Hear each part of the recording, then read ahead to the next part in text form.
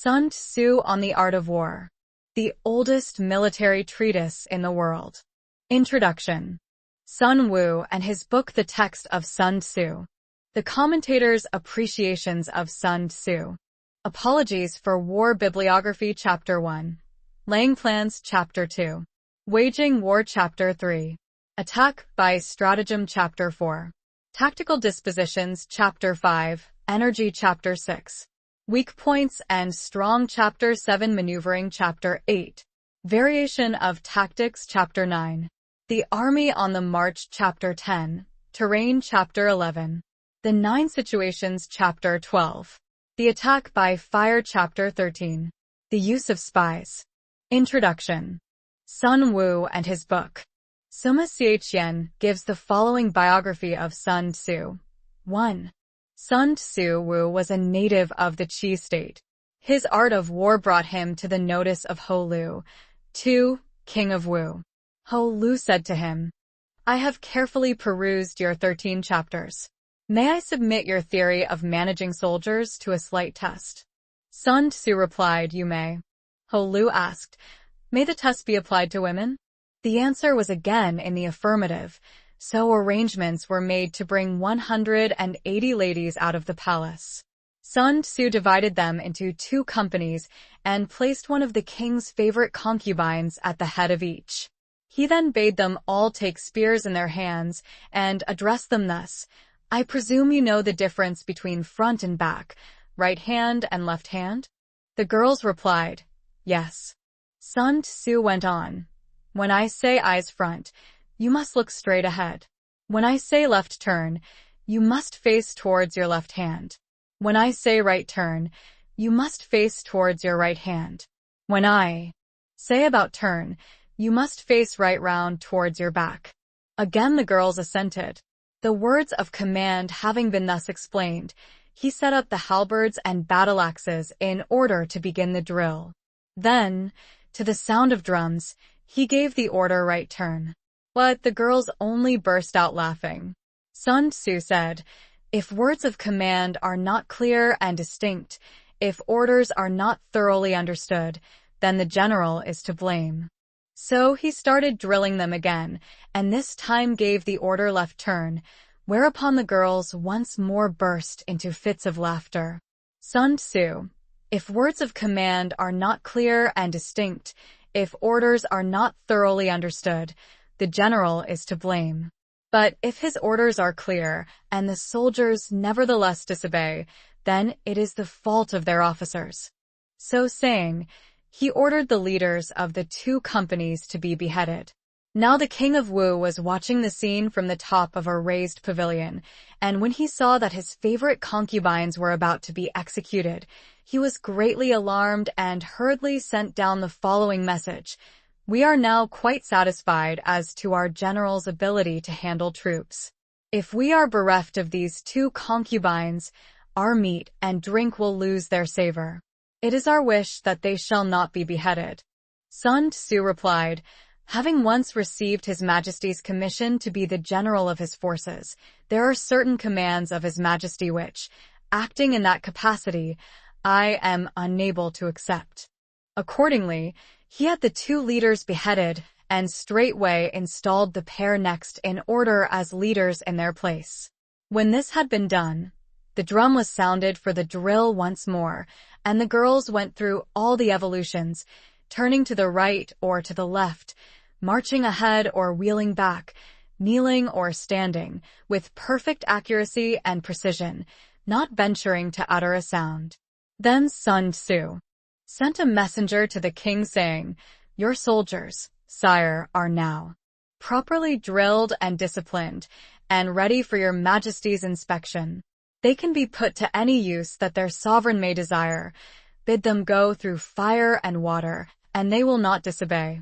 But the king replied, "Let our general cease drilling and return to camp. As for us, we have no wish to come down and inspect the troops." Thereupon Sun Tzŭ said, "The king is only fond of words and cannot translate them into deeds." After that, Ho Lu saw that Sun Tzŭ was one who knew how to handle an army and finally appointed him general. In the west, he defeated the Tzŭ state and forced his way into Ing, the capital.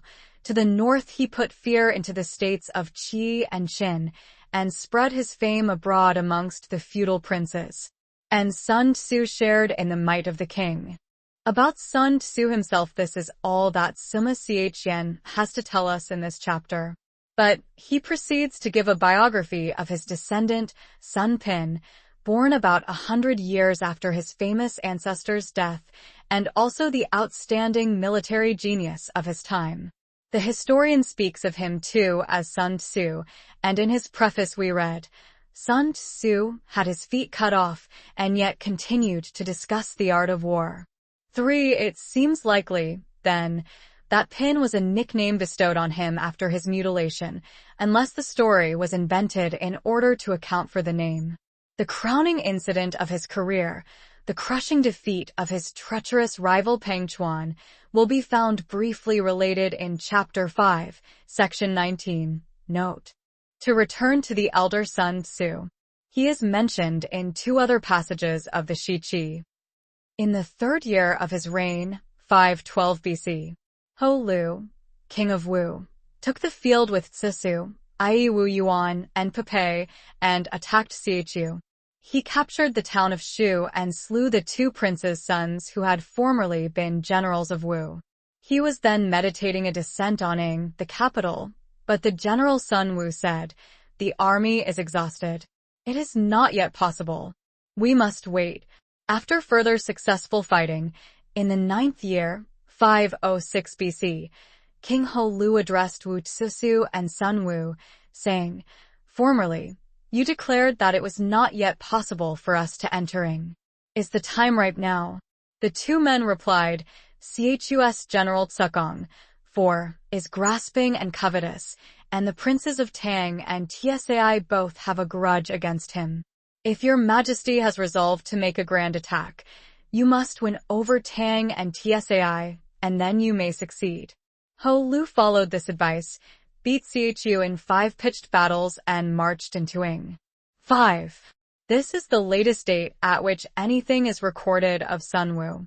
He does not appear to have survived his patron, who died from the effects of a wound in 496. In another chapter there occurs this passage, frowny face 6.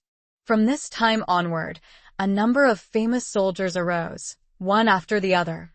Caifan, 7, who was employed by the Qin state, Wang Tzŭ, 8, in the service of Qi, and Sun Wu, in the service of Wu. These men developed and threw light upon the principles of war. It is obvious enough that Sima Chen at least had no doubt about the reality of Sun Wu as an historical personage, and with one exception, to be noticed presently, he is by far the most important authority on the period in question.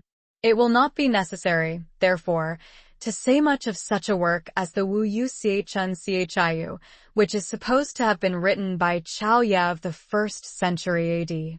The attribution is somewhat doubtful, but even if it were otherwise, his account would be of little value, based as it is on the Shi-Chi and expanded with romantic details.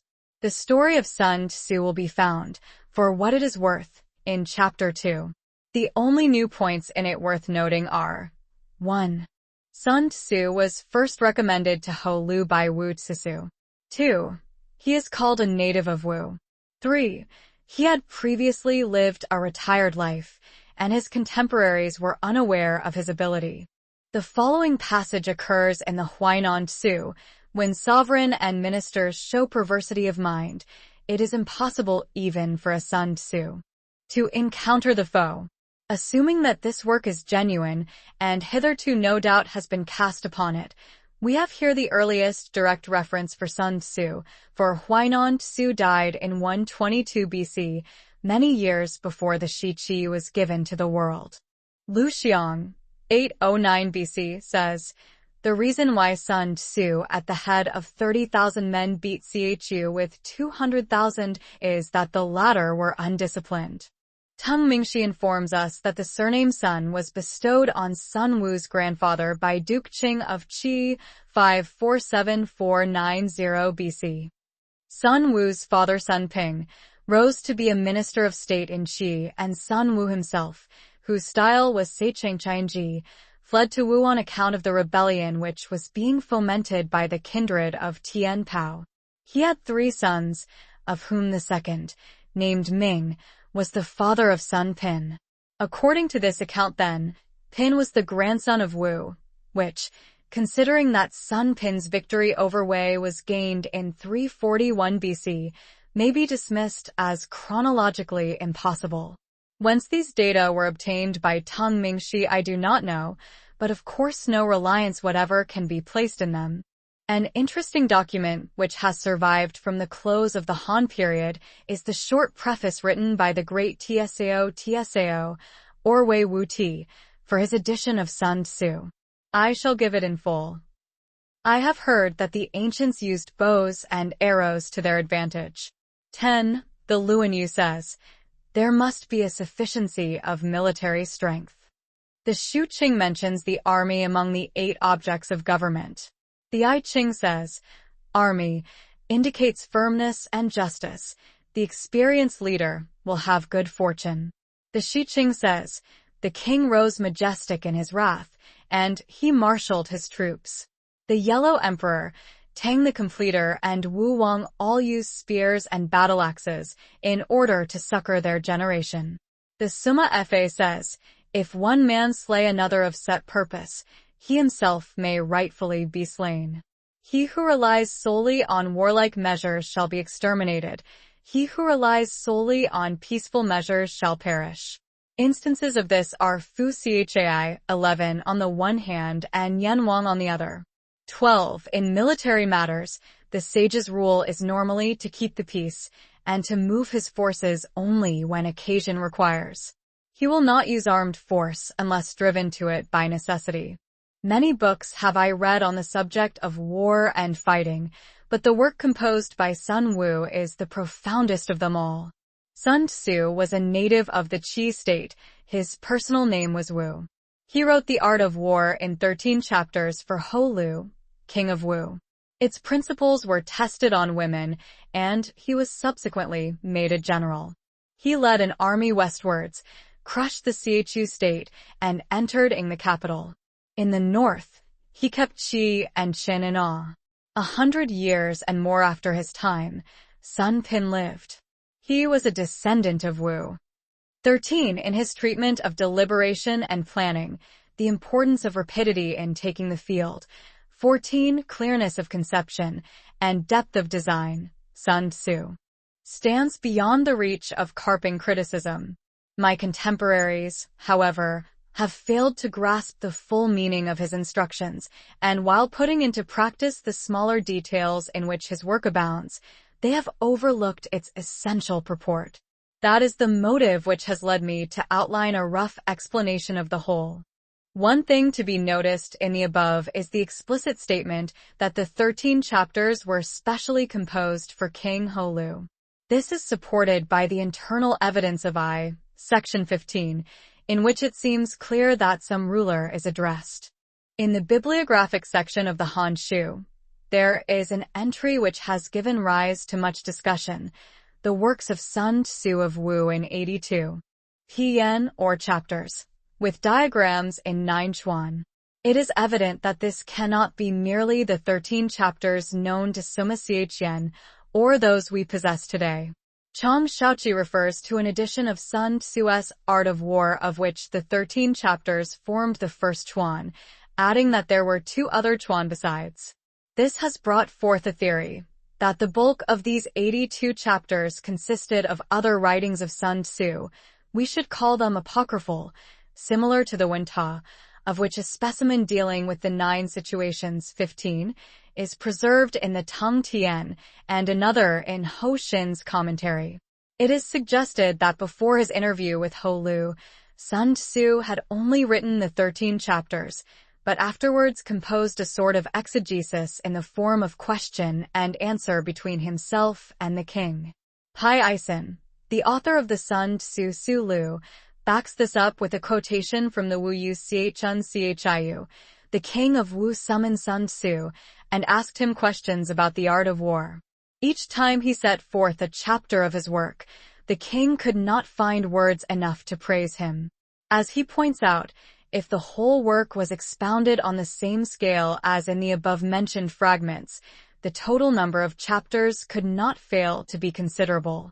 Then the numerous other treatises attributed to Sun Tzŭ might be included. The fact that the Han Chi mentions no work of Sun Tzŭ except the 82 PN, whereas the Sui and Tang bibliographies give the titles of others in addition to the 13 chapters, is good proof, Pai Eisen thinks, that all of these were contained in the 82 PN. Without pinning our faith to the accuracy of details supplied by the Wu Yu Chun Chiu, or admitting the genuineness of any of the treatises cited by Pai Eisen, we may see in this theory a probable solution of the mystery.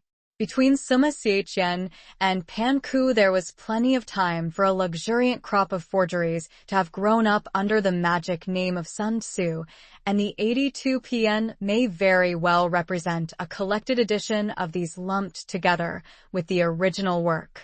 It is also possible, though less likely, that some of them existed in the time of the earlier historian and were purposely ignored by him. 16. Tu Mu's conjecture seems to be based on a passage which states, Wei Wu Ti strung together Sun Wu's art of war, which in turn may have resulted from a misunderstanding of the final words of Tsao King's preface.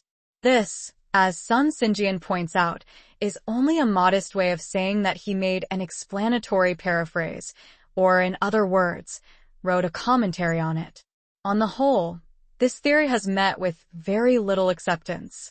Thus, the Su Ku Xichuan Shu says, the mention of the 13 chapters in the Shiqi shows that they were in existence before the Han Chi, and that latter accretions are not to be considered part of the original work.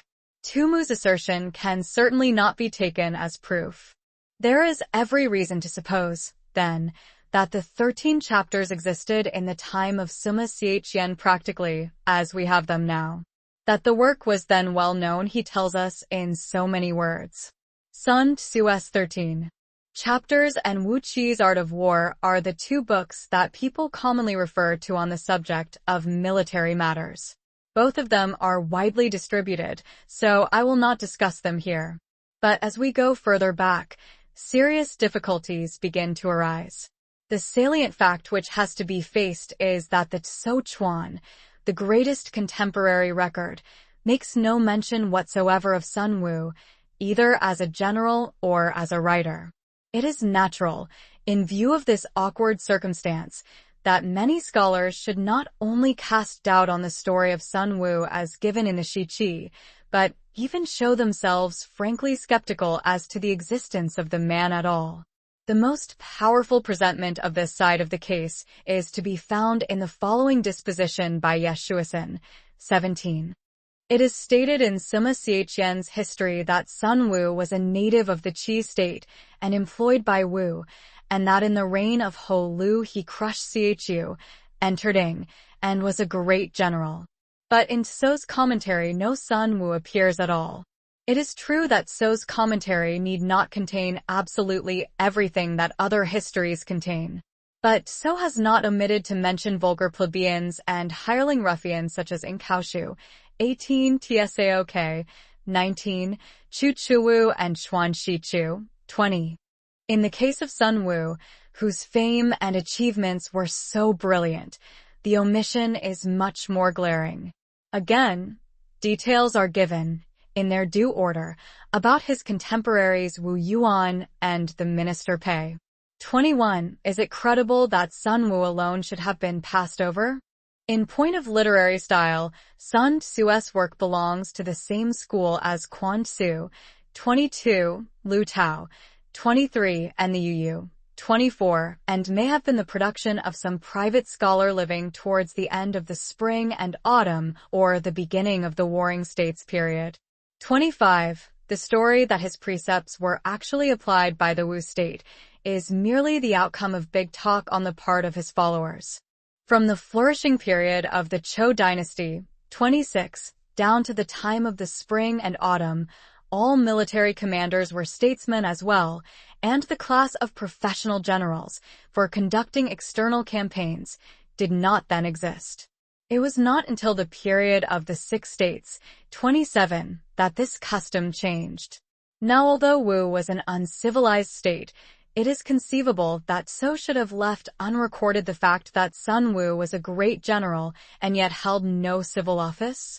What we are told, therefore, about Zhang Qiu, 28, and Sun Tzŭ is not authentic matter, but the reckless fabrication of theorizing pundits. The story of Ho Lu's experiment on the women, in particular, is utterly preposterous and incredible. Yeshuasin represents Sima Xiaqian as having said that Sun Tzŭ crushed Xiaqiu and entered Ing. This is not quite correct. No doubt the impression left on the reader's mind is that he at least shared in these exploits. The fact may or may not be significant, but it is nowhere explicitly stated in the Shiqi either that Sun Tzŭ was general on the occasion of the taking of Ing, or that he even went there at all. Moreover, as we know that Wu Yuan and Pei both took part in the expedition, and also that its success was largely due to the dash and enterprise of Fu Kai, Ho Lu's younger brother, it is not easy to see how yet another general could have played a very prominent part in the same campaign. Chen Chun-sun of the Sung dynasty has the note. Military writers look upon Sun Tzŭ as the father of their art. But the fact that he does not appear in the Tzŭ Chuan, although he is said to have served under Ho Lu King of Wu, makes it uncertain what period he really belonged to. He also says, the works of Sun Tzŭ and Wu Qi may be of genuine antiquity. It is noticeable that both Yeshuasin and Chen Chun-sun, while rejecting the personality of Sun Tzŭ as he figures in Sima Xiaqian's history, are inclined to accept the date traditionally assigned to the work which passes under his name. The author of the Tzŭ Lu fails to appreciate this distinction, and consequently his bitter attack on Chen Chun-sun really misses its mark. He makes one of 2 points, however, which certainly tell in favor of the high antiquity of our 13 chapters. Sun Tzŭ, he says, must have lived in the age of Qing Wang 519,476, because he is frequently plagiarized in subsequent works of the Zhou, Qin, and Han dynasties. The two most shameless offenders in this respect are Wu Qi and Huainan Tzŭ, both of them important historical personages in their day. The former lived only a century after the alleged date of Sun Tzŭ, and his death is known to have taken place in 381 BC. It was to him, according to Lu Xiang, that Sangxin delivered the Tzŭ Chuan, which had been entrusted to him by its author. 29. Now the fact that quotations from the Art of War, acknowledged or otherwise, are to be found in so many authors of different epochs, establishes a very strong interior to them all. In other words, that Sun Tzŭ's treatise was already in existence towards the end of the 5th century BC. Further proof of Sun Tzŭ's antiquity is furnished by the archaic or wholly obsolete meanings attaching to a number of the words he uses. A list of these, which might perhaps be extended, is given in the Tzŭ Lu, and though some of the interpretations are doubtful, the main argument is hardly affected thereby. Again, it must not be forgotten that Yeshuasin, a scholar and critic of the first rank, deliberately pronounces the style of the 13 chapters to belong to the early part of the 5th century. Seeing that he is actually engaged in an attempt to disprove the existence of Sun Tzŭ himself, we may be sure that he would not have hesitated to assign the work to a later date had he not honestly believed the contrary. And it is precisely on such a point that the judgment of an educated Chinaman will carry most weight. Other internal evidence is not far to seek. Thus in 13. Section 1, there is an unmistakable allusion to the ancient system of land tenure which had already passed away by the time of Mencius, who was anxious to see it revived in a modified form. 30. The only warfare Sun Tzŭ knows is that carried on between the various feudal princes, in which armored chariots play a large part. Their use seems to have entirely died out before the end of the Zhou dynasty. He speaks as a man of Wu, a state which ceased to exist as early as 473 BC. On this I shall touch presently. But once refer the work to the 5th century or earlier, and the chances of its being other than a bona fide production are sensibly diminished. The great age of forgeries did not come until long after. That it should have been forged in the period immediately following 473 is particularly unlikely, for no one, as a rule, hastens to identify himself with a lost cause. As for Yeshuasan's theory, that the author was a literary recluse, that seems to me quite untenable. If one thing is more apparent than another after reading the maxims of Sun Tzŭ, it is that their essence has been distilled from a large store of personal observation and experience. They reflect the mind not only of a born strategist, gifted with a rare faculty of generalization, but also of a practical soldier closely acquainted with the military conditions of his time. To say nothing of the fact that these sayings have been accepted and endorsed by all the greatest captains of Chinese history, they offer a combination of freshness and sincerity, acuteness and common sense, which quite excludes the idea that they were artificially concocted in the study. If we admit, then, that the 13 chapters were the genuine production of a military man living towards the end of the Sun Tzŭ period, are we not bound, in spite of the silence of the Tzŭ, to accept Sima Xian's account in its entirety?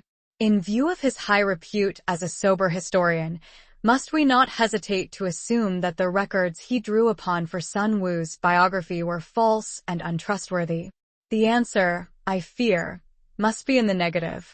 There is still one grave, if not fatal, objection to the chronology involved in the story as told in the Shiqi, which, so far as I am aware, nobody has yet pointed out. There are 2 passages in Sun Tzŭ in which he alludes to contemporary affairs. The first in 6. Section 21.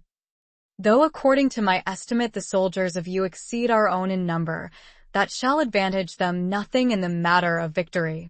I say then that victory can be achieved. The other is in 11. Section 30. Asked if an army can be made to imitate the Shuijin, I should answer, yes. For the men of Wu and the men of Yu are enemies. Yet if they are crossing a river in the same boat and are caught by a storm, they will come to each other's assistance, just as the left hand helps the right. These 2 paragraphs are extremely valuable as evidence of the date of composition. They assign the work to the period of the struggle between Wu and Yu. So much has been observed by Pai Eisen. But what has hitherto escaped notice is that they also seriously impair the credibility of Sima Xian's narrative. As we have seen above, the first positive date given in connection with Sun Wu is 512 BC. He is then spoken of as a general, acting as confidential advisor to Ho Lu, so that his alleged introduction to that monarch had already taken place, and of course the 13 chapters must have been written earlier still. But at that time, and for several years after, down to the capture of Ing in 506, Chu and not Yu was the great hereditary enemy of Wu.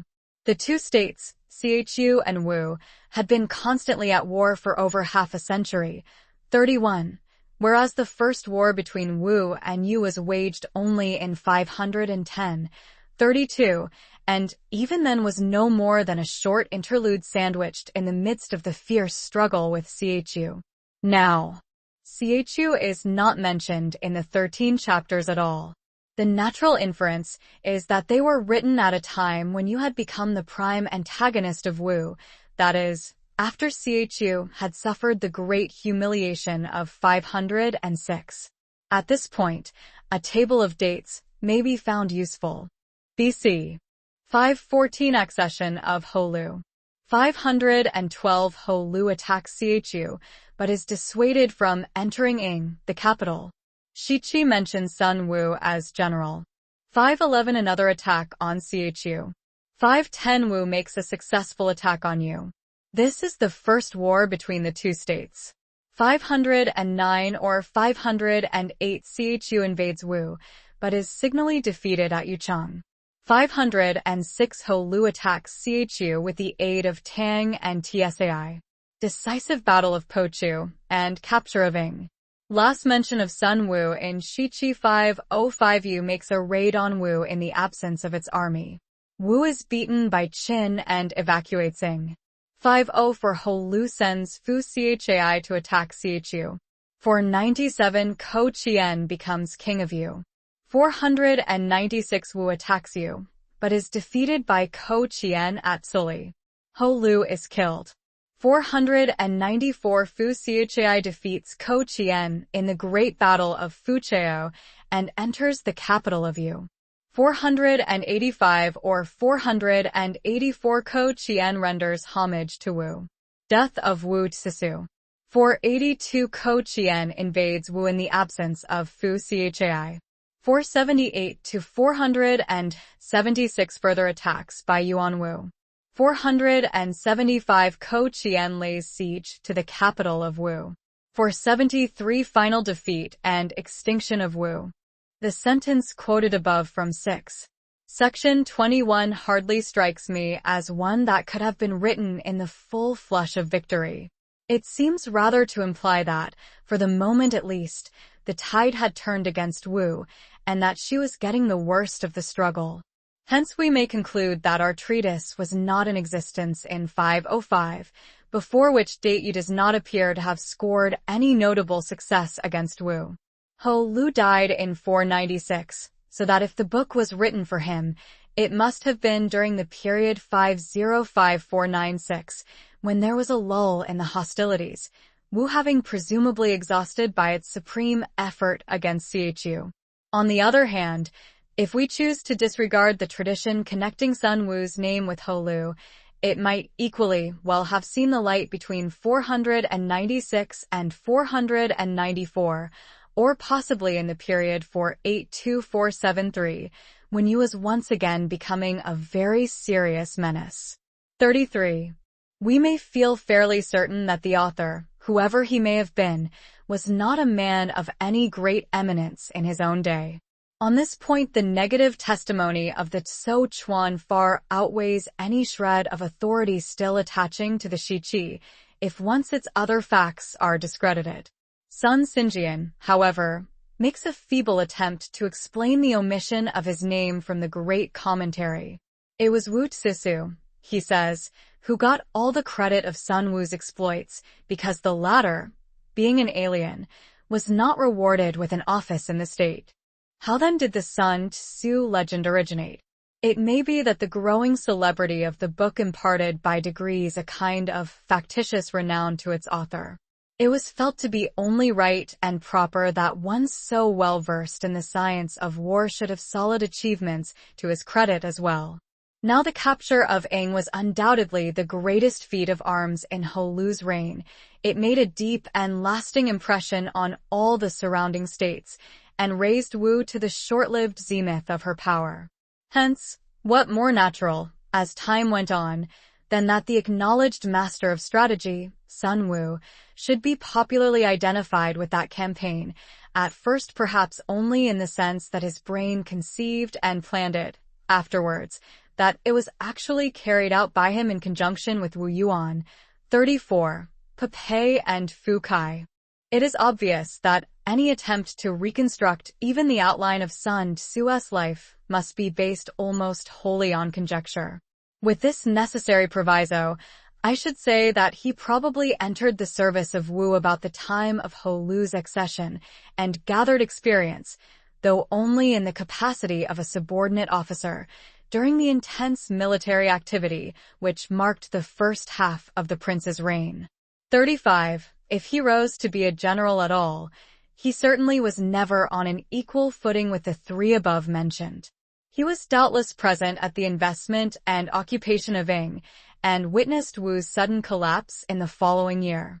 Yu's attack at this critical juncture, when her rival was embarrassed on every side, seems to have convinced him that this upstart kingdom was the great enemy against whom every effort would henceforth have to be directed.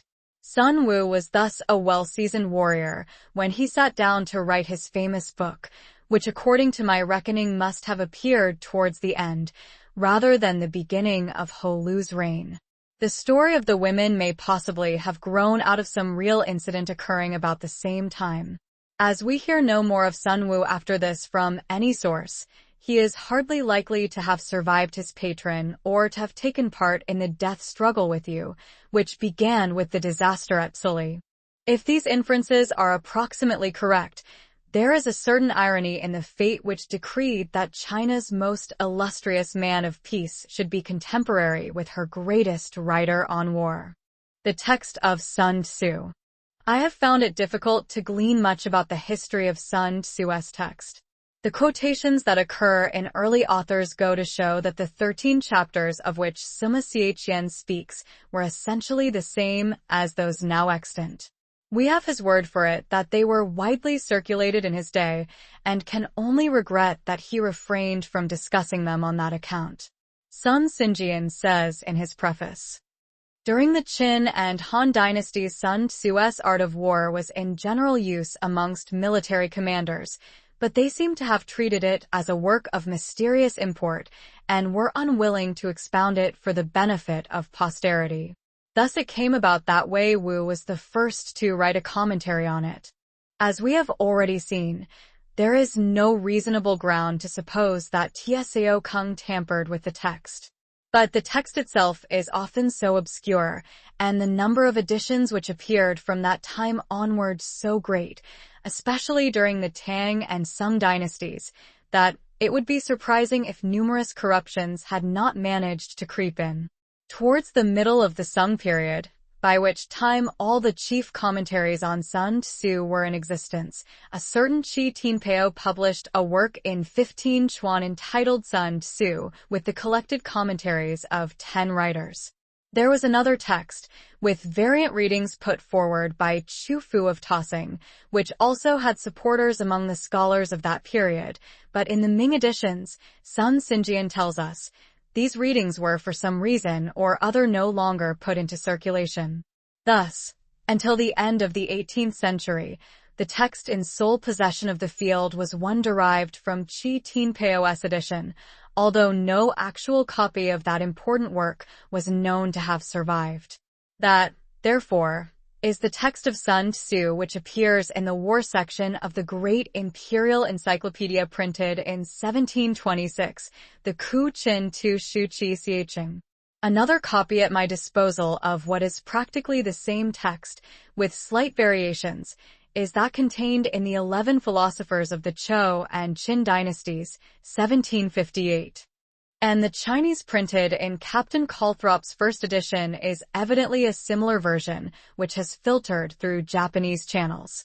So things remained until Sun Tzŭ, 175-21818, a distinguished antiquarian and classical scholar who claimed to be an actual descendant of Sun Tzŭ, 36, accidentally discovered a copy of Qi Tianpao's long-lost work when on a visit to the library of the Huayin Temple. 37. Appended to it was the I Shua of Qingyushin, mentioned in the Tung Qi, and also believed to have perished.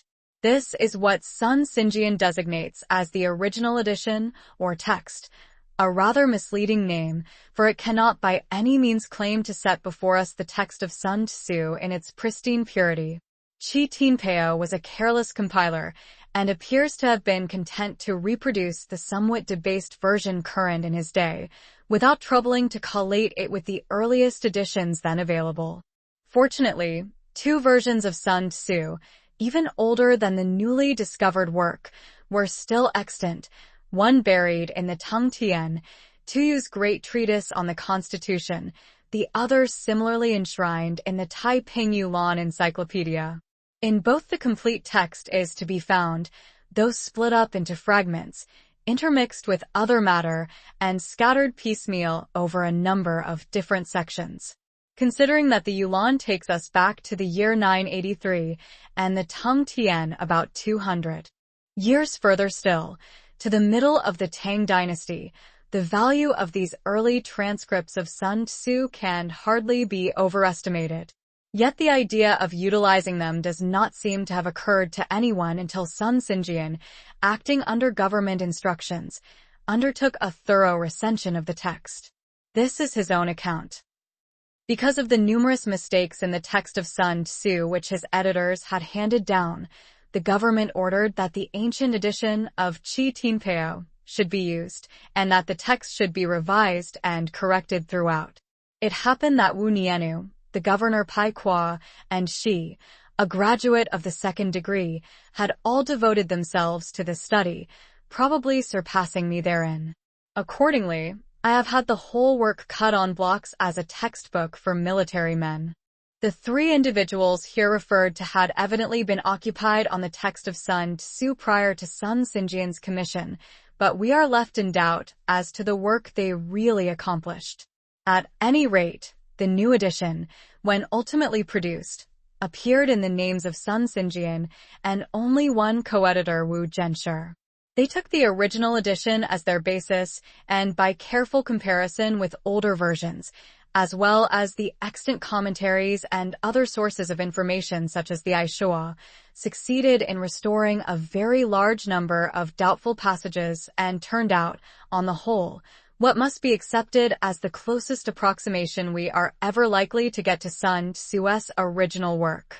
This is what will hereafter be denominated the standard text. The copy which I have used belongs to a reissue dated 1877. It is in 6 pen, forming part of a well-printed set of 23 early philosophical works in 83 pen. 38. It opens with a preface by Sun Tzŭ, largely quoted in this introduction, vindicating the traditional view of Sun Tzŭ's life and performances and summing up in remarkably concise fashion the evidence in its favor. This is followed by Tzŭ Kung's preface to his edition and the biography of Sun Tzŭ from the Shiqi, both translated above.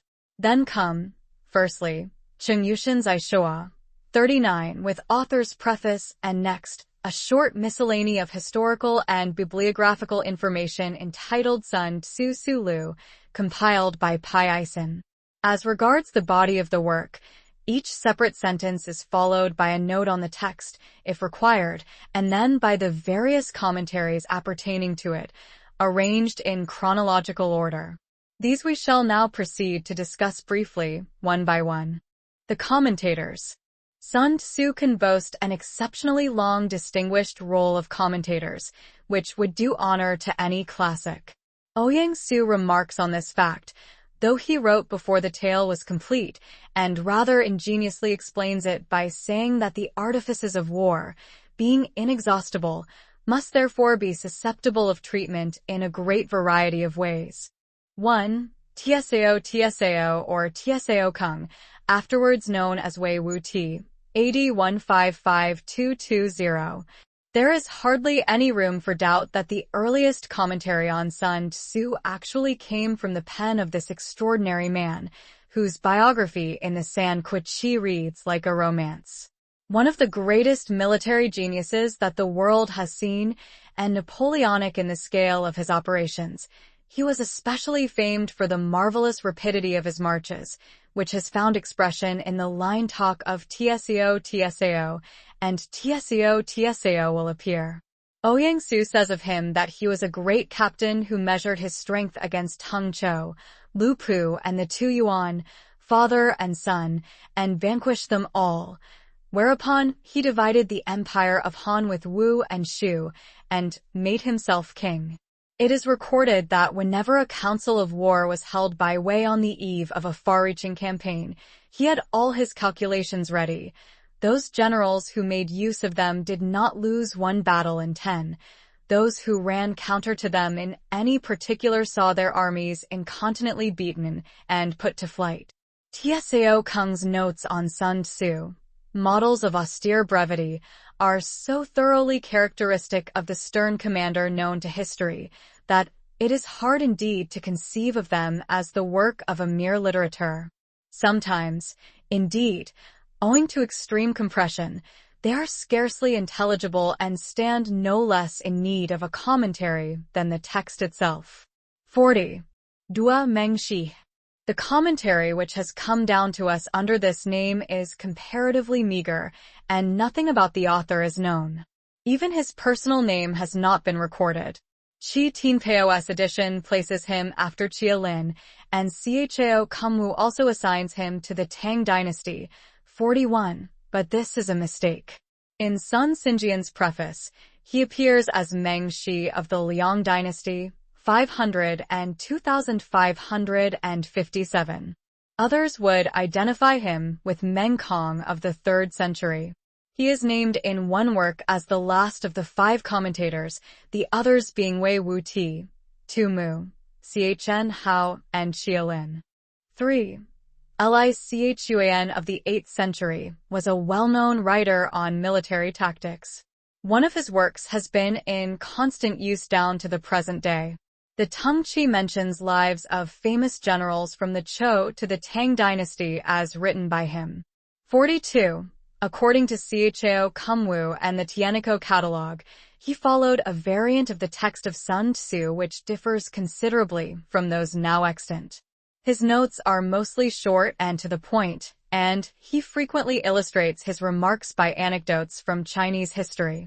4. Tuyu, died 812, did not publish a separate commentary on Sun Tzŭ, his notes being taken from the Tung Tian, the encyclopedic treatise on the Constitution, which was his life work.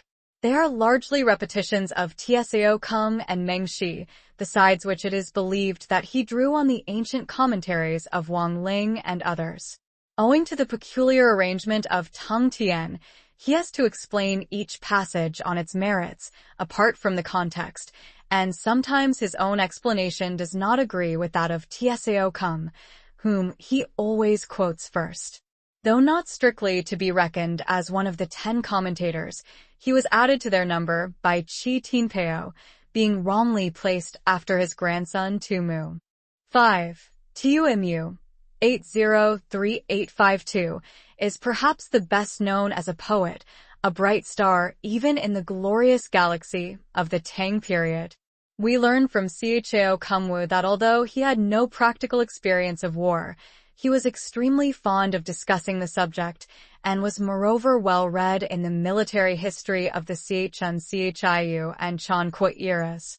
His notes, therefore, are well worth attention.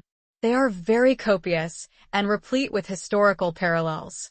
The gist of Sun Tzŭ's work is thus summarized by him: practice benevolence and justice, but on the other hand make full use of artifice and measures of expediency. He further declared that all the military triumphs and disasters of the 1,000 years which had elapsed since Sun Tzŭ's death would, upon examination, be found to uphold and corroborate, in every particular, the maxims contained in his book. Tu Mu's somewhat spiteful charge against Tzŭ Kung has already been considered elsewhere. 6. Chen Hao appears to have been a contemporary of Tu Mu. Cao Kumwu says that he was impelled to write a new commentary on Sun Tzŭ, because Tzŭ Kung's on the one hand was too obscure and subtle, and that of Tu Mu on the other too long-winded and diffuse. Ouyang Su, writing in the middle of the 11th century, calls Tzŭ Kung, Tu Mu, and Chen Hao the 3 chief commentators on Sun Tzŭ, and observes that Chen Hao is continually attacking Tu Mu's shortcomings. His commentary, though not lacking in merit, must rank below those of his predecessors. 7. Chia Lin is known to have lived under the Tang dynasty, for his commentary on Sun Tzŭ is mentioned in the Tang Shu and was afterwards republished by Chi Si of the same dynasty together with those of Meng Shi and Tuyu. It is of somewhat scanty texture, and in point of quality, too, perhaps the least valuable of the 11. 8. Emya Yaoqian 1002160, commonly known by his style as Meishengyu, was, like Tu Mu, a poet of distinction. His commentary was published with a laudatory preface by the great Ouyang Su, from which we may cull the following. Later scholars have misread Sun Tzu, distorting his words and trying to make them square with their own one-sided views. Thus, though commentators have not been lacking, only a few have proved equal to the task. My friend Xingyu has not fallen into this mistake. In attempting to provide a critical commentary for Sun Tzu's work, he does not lose sight of the fact that these sayings were intended for states engaged in internecine warfare, that the author is not concerned with the military conditions prevailing under the sovereigns of the three ancient dynasties, 43, nor with the 9 punitive measures prescribed to the minister of war. 44. Again, Sun Tzŭ loved brevity of diction, but his meaning is always deep. Whether the subject be marching an army, or handling soldiers, or estimating the enemy, or controlling the forces of victory, it is always systematically treated. The sayings are bound together in strict logical sequence, though this has been obscured by commentators who have probably failed to grasp their meaning. In his own commentary, Mei Xingyu has brushed aside all the obstinate prejudices of these critics and has tried to bring out the true meaning of Sun Tzu himself. In this way, the clouds of confusion have been dispersed and the sayings made clear. I am convinced that the present work deserves to be handed down side by side with the 3 great commentaries, and for a great deal that they find in the sayings, coming generations will have constant reason to thank my friend Xingyu. Making some allowance for the exuberance of friendship, I am inclined to endorse this favorable judgment, and would certainly place him above Chen Hao in order of merit. 9. Wang Hsi, also of the Sung dynasty, is decidedly original in some of his interpretations, but much less judicious than Mei Yaochen, and on the whole not a very trustworthy guide. He is fond of comparing his own commentary with that of Tzŭ Kung, but the comparison is not often flattering to him. We learn from Tzŭ Kungwu that Wang Shi revised the ancient text of Sun Tzu, filling up lacunae and correcting mistakes. 45. 10. Hoynhsi of the Sung dynasty. The personal name of this commentator is given as above by Chung Xiao in the Tung Chi, written about the middle of the 12th century, but he appears simply as Ho Shi in the Yuhai, and Ma Tuanlin quotes Tzŭ Kungwu as saying that his personal name is unknown. There seems to be no reason to doubt Chung Xiao's statement. Otherwise, I should have been inclined to hazard a guess and identify him with one Ho Xiufei, the author of a short treatise on war, who lived in the latter part of the 11th century. Ho Shi's commentary, in the words of the Tianico catalogue, contains helpful additions here and there, but is chiefly remarkable for the copious extracts taken, in adapted form, from the dynastic histories and other sources. 11. Zhang Yiwu. The list closes with a commentator of no great originality perhaps, but gifted with admirable powers of lucid exposition. His commentator is based on that of Tzŭ Kung, whose terse sentences he contrives to expand and develop in masterly fashion. Without Chongyu, it is safe to say that much of Tzŭ Kung's commentary would have remained cloaked in its pristine obscurity and therefore valueless. His work is not mentioned in the Sung history, the Tung Kao, or the Yuhai, but it finds a niche in the Tung Chi, which also names him as the author of the lives of famous generals. 46. It is rather remarkable that the last-named four should all have flourished within so short a space of time. Tzŭ Kungwu accounts for it by saying, during the early years of the Sung dynasty the empire enjoyed a long spell of peace, and men ceased to practice the art of war. But when Chao Yuanhao's rebellion came, 103,842, and the frontier generals were defeated time after time, the court made strenuous inquiry for men skilled in war, and military topics became the vogue amongst all the high officials. Hence it is that the commentators of Sun Tzu in our dynasty belong mainly to that period. 47. Besides these 11 commentators, there are several others whose work has not come down to us. The Sui Shu mentions four, namely Wang Ling, often quoted by Tu Yu as Wang Tzŭ, Chang Tzu Sheng, Chia Su of Wei, 48, and Xin Yu of Wu. The Tang Shu adds Sun Hao, and the Tung Chi Xiao Qi, while the Tu Shu mentions a Ming commentator, Huang Junyu. It is possible that some of these may have been merely collectors and editors of other commentaries, like Qi Tianpeo and Qi Si, mentioned above. Appreciations of Sun Tzŭ. Sun Tzŭ has exercised a potent fascination over the minds of some of China's greatest men. Among the famous generals who are known to have studied his pages with enthusiasm may be mentioned Han Hsn. D. 196 BC, 49 Feng I. D. 34 AD, 50 Lu Meng. D. 219, 51 and Yo Fei, 110-31141. 52. The opinion of Tsao Kung, who disputes with Han Hsn the highest place in Chinese military annals, has already been recorded. 53. Still more remarkable, in one way, is the testimony of purely literary men, such as Su Sun, the father of Su Tongpo, who wrote several essays on military topics, all of which owe their chief inspiration to Sun Tzŭ. The following short passage by him is preserved in the Yuhai. 54. Sun Wu's saying that in war one cannot make certain of conquering, 55, is very different indeed from what other books tell us.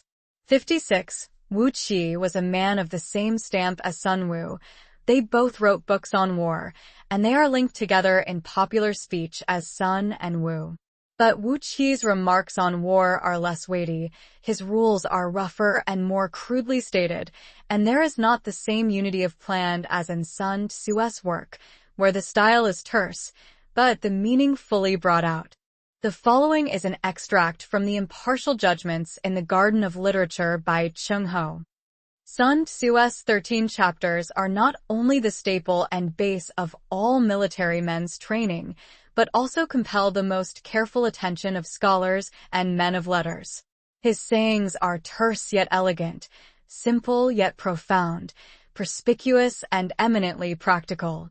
Such works as the Luanyu, the I Ching and the Great Commentary, 57, as well as the writings of Mencius, Sun Quan and Yang Chu, all fall below the level of Sun Tzŭ. Chu Shi, commenting on this, fully admits the first part of the criticism, although he dislikes the audacious comparison with the venerated classical works. Language of this sort, he says, encourages a ruler's bent towards unrelenting warfare and reckless militarism. Apologies for war. Accustomed as we are to think of China as the greatest peace-loving nation on earth, we are in some danger of forgetting that her experience of war in all its phases has also been such as no modern state can parallel. Her long military annals stretch back to a point at which they are lost in the mists of time. She had built the Great Wall and was maintaining a huge standing army along her frontier centuries before the first Roman legionary was seen on the Danube. What with the perpetual collisions of the ancient feudal states, the grim conflicts with Huns, Turks, and other invaders after the centralization of government, the terrific upheavals which accompanied the overthrow of so many dynasties, besides the countless rebellions and minor disturbances that have flamed up and flickered out again one by one, it is hardly too much to say that the clash of arms has never ceased to resound in one portion or another of the empire. No less remarkable is the succession of illustrious captains to whom China can point with pride. As in all countries, the greatest are fond of emerging at the most fateful crises of her history. Thus, Pachi stands out conspicuous in the period when Qin was entering upon her final struggle with the remaining independent states. The stormy years which followed the breakup of the Qin dynasty are illuminated by the transcendent genius of Han Hsn. When the House of Han in turn is tottering to its fall, the great and baleful figure of Tsao dominates the scene. And in the establishment of the Tang dynasty, one of the mightiest tasks achieved by man, the superhuman energy of Li Shimin, afterwards the Emperor Taizong, was seconded by the brilliant strategy of Li Qing. None of these generals need fear comparison with the greatest names in the military history of Europe. In spite of all this, the great body of Chinese sentiment, from Lao Tzu downwards, and especially as reflected in the standard literature of Confucianism, has been consistently pacific and intensely opposed to militarism in any form. It is such an uncommon thing to find any of the literati defending warfare on principle that I have thought it worthwhile to collect and translate a few passages in which the unorthodox view is upheld. The following, by Sima Xiaqian, shows that for all his ardent admiration of Confucius, he was yet no advocate of peace at any price. Military weapons are the means used by the sage to punish violence and cruelty, to give peace to troublous times, to remove difficulties and dangers, and to succor those who are in peril. Every animal with blood in its veins and horns on its head will fight when it is attacked. How much more so will man, who carries in his breast the faculties of love and hatred, joy and anger. When he is pleased, a feeling of affection springs up within him. When angry, his poison sting is brought into play. That is the natural law which governs his being. What then shall be said of those scholars of our time, blind to all great issues, and without any appreciation of relative values, who can only bark out their stale formulas about virtue and civilization, condemning the use of military weapons? They will surely bring our country to impotence and dishonor and the loss of her rightful heritage, or, at the very least, they will bring about invasion and rebellion, sacrifice of territory, and general enfeeblement. Yet they obstinately refuse to modify the position they have taken up. The truth is that, just as in the family the teacher must not spare the rod, and punishments cannot be dispensed with in the state, so military chastisement can never be allowed to fall into abeyance in the empire. All one can say is that this power will be exercised wisely by some, foolishly by others, and that among those who bear arms some will be loyal and others rebellious. 58. The next piece is taken from Tu Mu's preface to his commentary on Sun Tzŭ. War may be defined as punishment, which is one of the functions of government. It was the profession of Cheng Yu and Jan Xiaoyu, both disciples of Confucius. Nowadays, the holding of trials and hearing of litigation, the imprisonment of offenders and their execution by flogging in the marketplace are all done by officials. But the wielding of huge armies, the throwing down of fortified cities, the hauling of women and children into captivity, and the beheading of traitors, this is also work which is done by officials. The objects of the rack and of military weapons are essentially the same. There is no intrinsic difference between the punishment of flogging and cutting off heads in war. For the lesser infractions of law, which are easily dealt with, only a small amount of force need be employed, hence the use of military weapons and wholesale decapitation. In both cases, however, the end in view is to get rid of wicked people and to give comfort and relief to the good. Sun asked Jianyu, saying, "Have you, sir, acquired your military aptitude by study, or is it innate?" Jianyu replied, "It has been acquired by study." 59. How can that be so, said Sun, seeing that you are a disciple of Confucius? It is a fact, replied Jianyu. I was taught by Confucius. It is fitting that the great sage should exercise both civil and military functions, though to be sure my instruction in the art of fighting has not yet gone very far. Now, who the author was of this rigid distinction between the civil and the military, and the limitation of each to a separate sphere of action, or in what year of which dynasty it was first introduced, is more than I can say.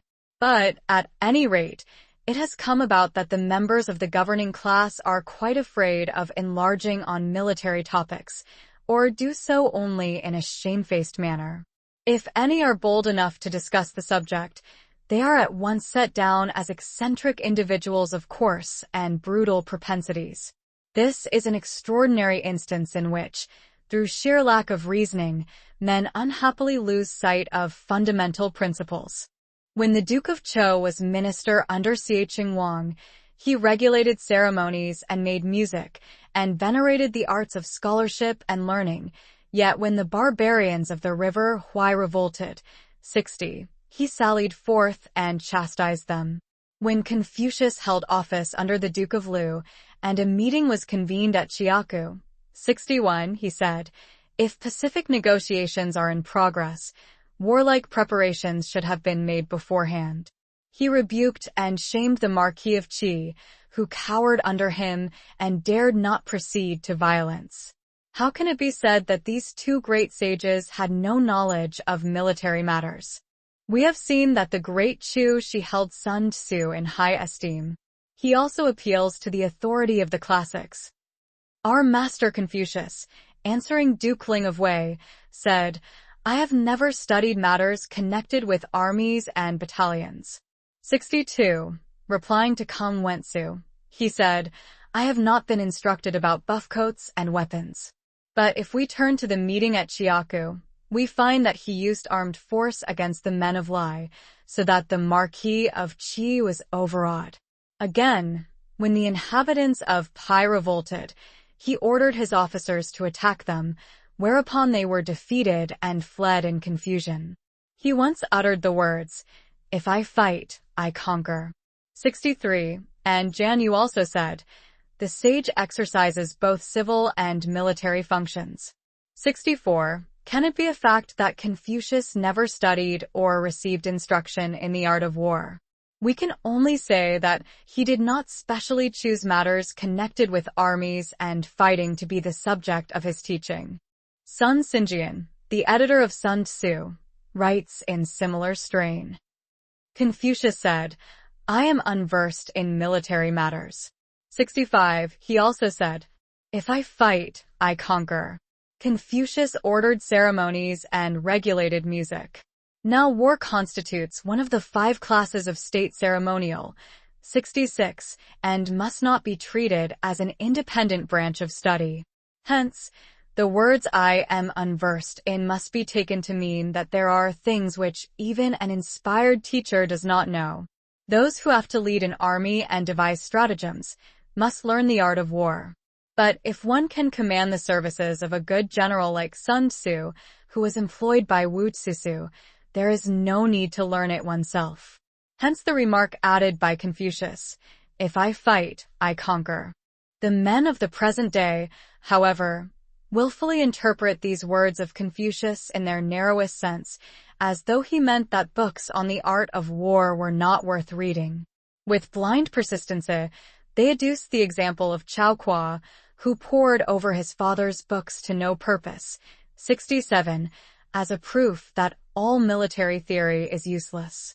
Again, seeing that books on war have to do with such things as opportunism in designing plans and the conversion of spies, they hold that the art is immoral and unworthy of a sage. These people ignore the fact that the studies of our scholars and the civil administration of our officials also require steady application and practice before efficiency is reached. The ancients were particularly chary of allowing mere novices to botch their work. 68. Weapons are baneful, 69, and fighting perilous, and useless unless a general is in constant practice. He ought not to hazard other men's lives in battle. 70. Hence it is essential that Sun Tzu's 13 chapters should be studied. Xiang Liang used to instruct his nephew Qi, 71, in the art of war. Qi got a rough idea of the art in its general bearings, but would not pursue his studies to their proper outcome, the consequence being that he was finally defeated and overthrown. He did not realize that the tricks and artifices of war are beyond verbal computation. Duke Xiang of Sung and King Yan of Su were brought to destruction by their misplaced humanity. The treacherous and underhand nature of war necessitates the use of guile and stratagem suited to the occasion. There is a case on record of Confucius himself having violated an extorted oath, 72, and also of his having left the Sung state in disguise. 73. Can we then recklessly arraign Sun Tzŭ for disregarding truth and honesty? Bibliography. The following are the oldest Chinese treatises on war, after Sun Tzŭ. The notes on each have been drawn principally from the Tzŭ Ku Chuan Shu Qian Mingmu Lu, ch. 9, folios 22 sqq. 1 Wu Tzŭ, in 1 Chuan or 6 chapters. By Wu Qi, d. 381 BC. A. Genuine work. C. Shiqi, ch. 65. 2. Sima Fa, in 1 Chuan or 5 chapters.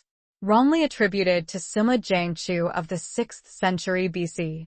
Its date, however, must be early, as the customs of the 3 ancient dynasties are constantly to be met within its pages. C. Shiqi, ch. 64. The Tzŭ Ku Chuan Shu, ch. 99, f. 1, remarks that the oldest 3 treatises on war, Sun Tzŭ, Wu Tzŭ, and Sima Fa, are, generally speaking, only concerned with things strictly military, the art of producing, collecting, training, and drilling troops, and the correct theory with regard to measures of expediency, laying plans, transport of goods, and the handling of soldiers. In strong contrast to later works, in which the science of war is usually blended with metaphysics, divination, and magical arts in general.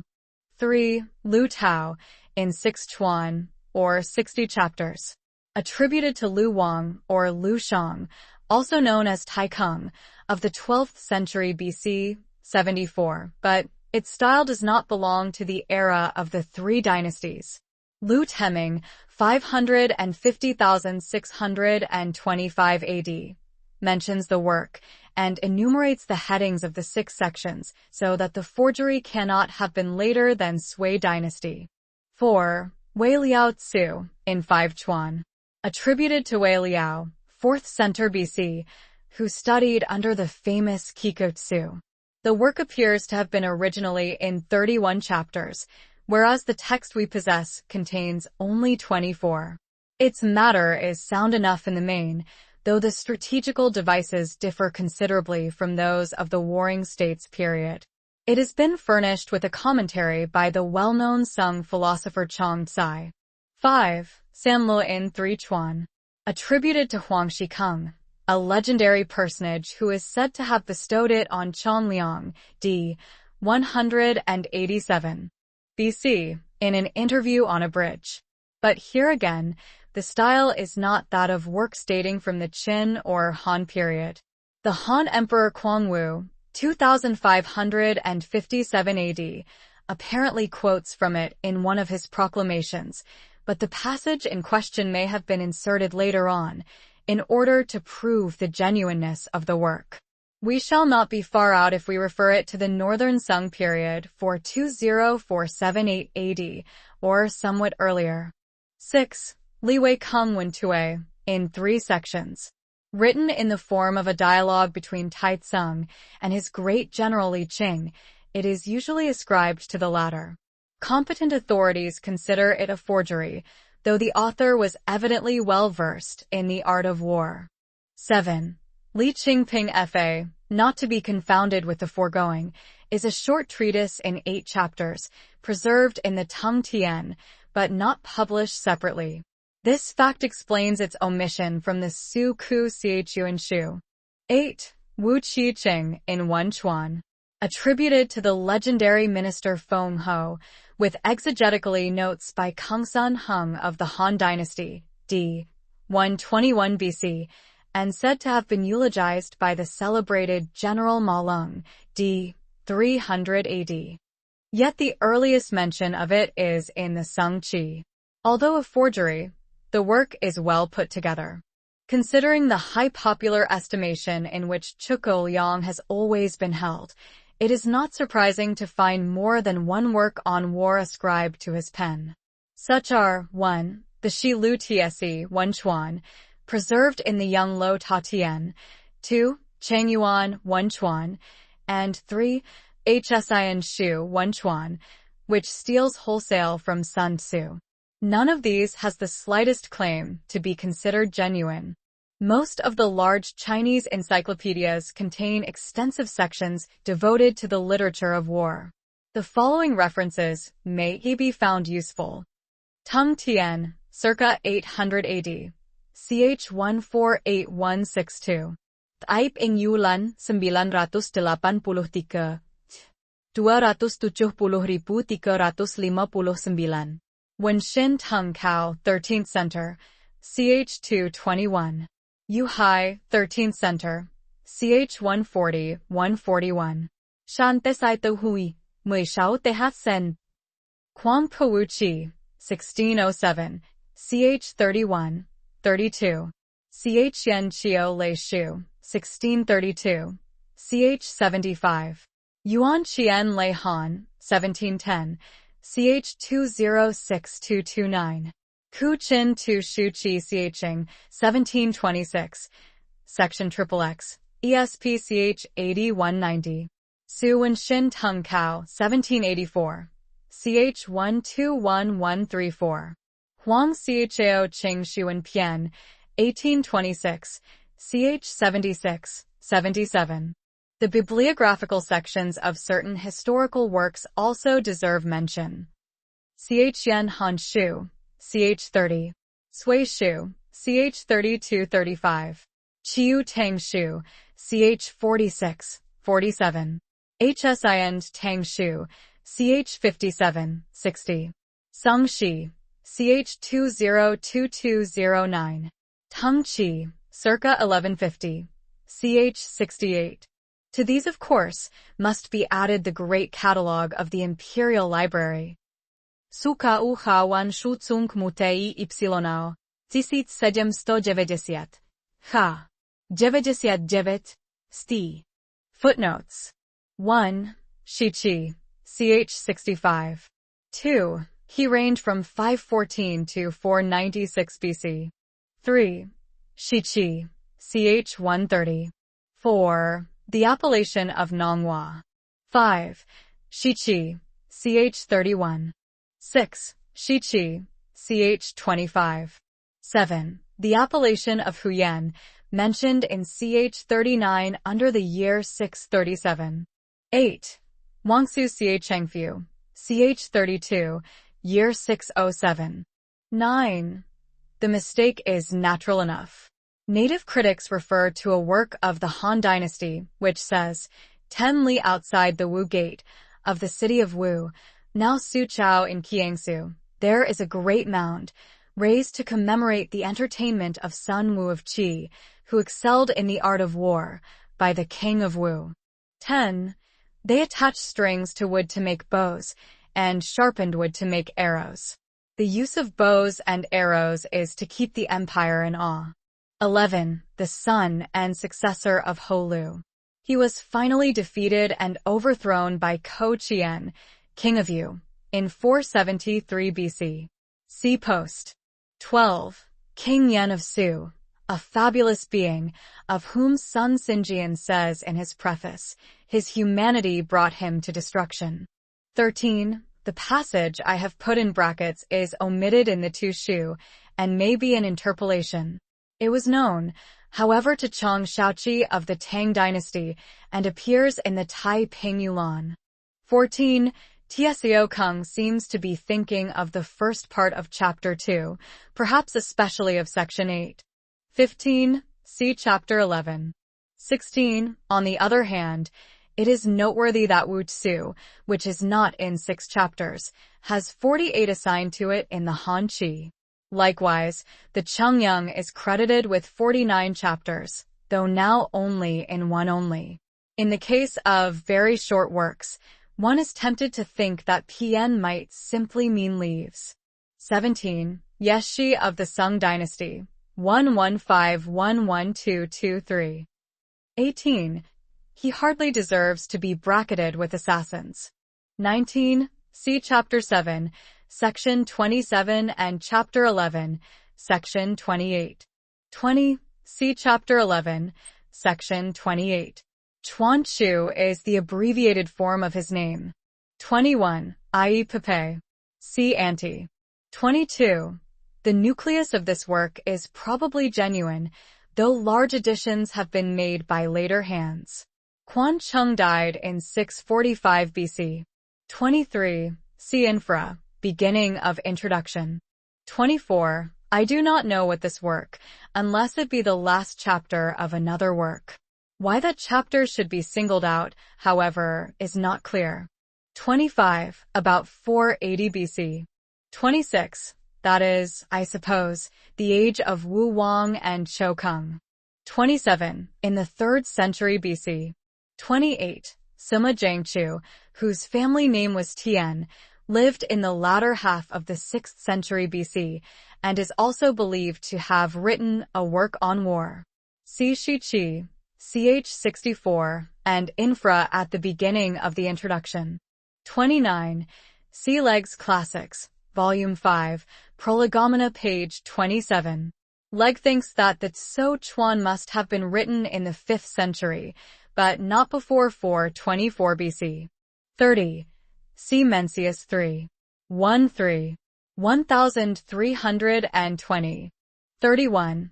When Wu first appears in the Chun Chiu in 584, it is already at variance with its powerful neighbor. The Chun Chiu first mentions Yu in 537, the Tzŭ Chuan in 601. 32. This is explicitly stated in the Tzŭ Chuan, XXXI, 2. 33. There is this to be said for the later period, that the feud would tend to grow more bitter after each encounter, and thus more fully justify the language used in 11. Section 30. 34. With Wu Yuan himself the case is just the reverse. A spurious treatise on war has been fathered on him simply because he was a great general. Here we have an obvious inducement to forgery. Sun Tzŭ, on the other hand, cannot have been widely known to fame in the 5th century. 35. From Tzŭ Chuan, from the date of King Chao's accession, 515. There was no year in which Chu was not attacked by Wu. 36. Preface ad fin.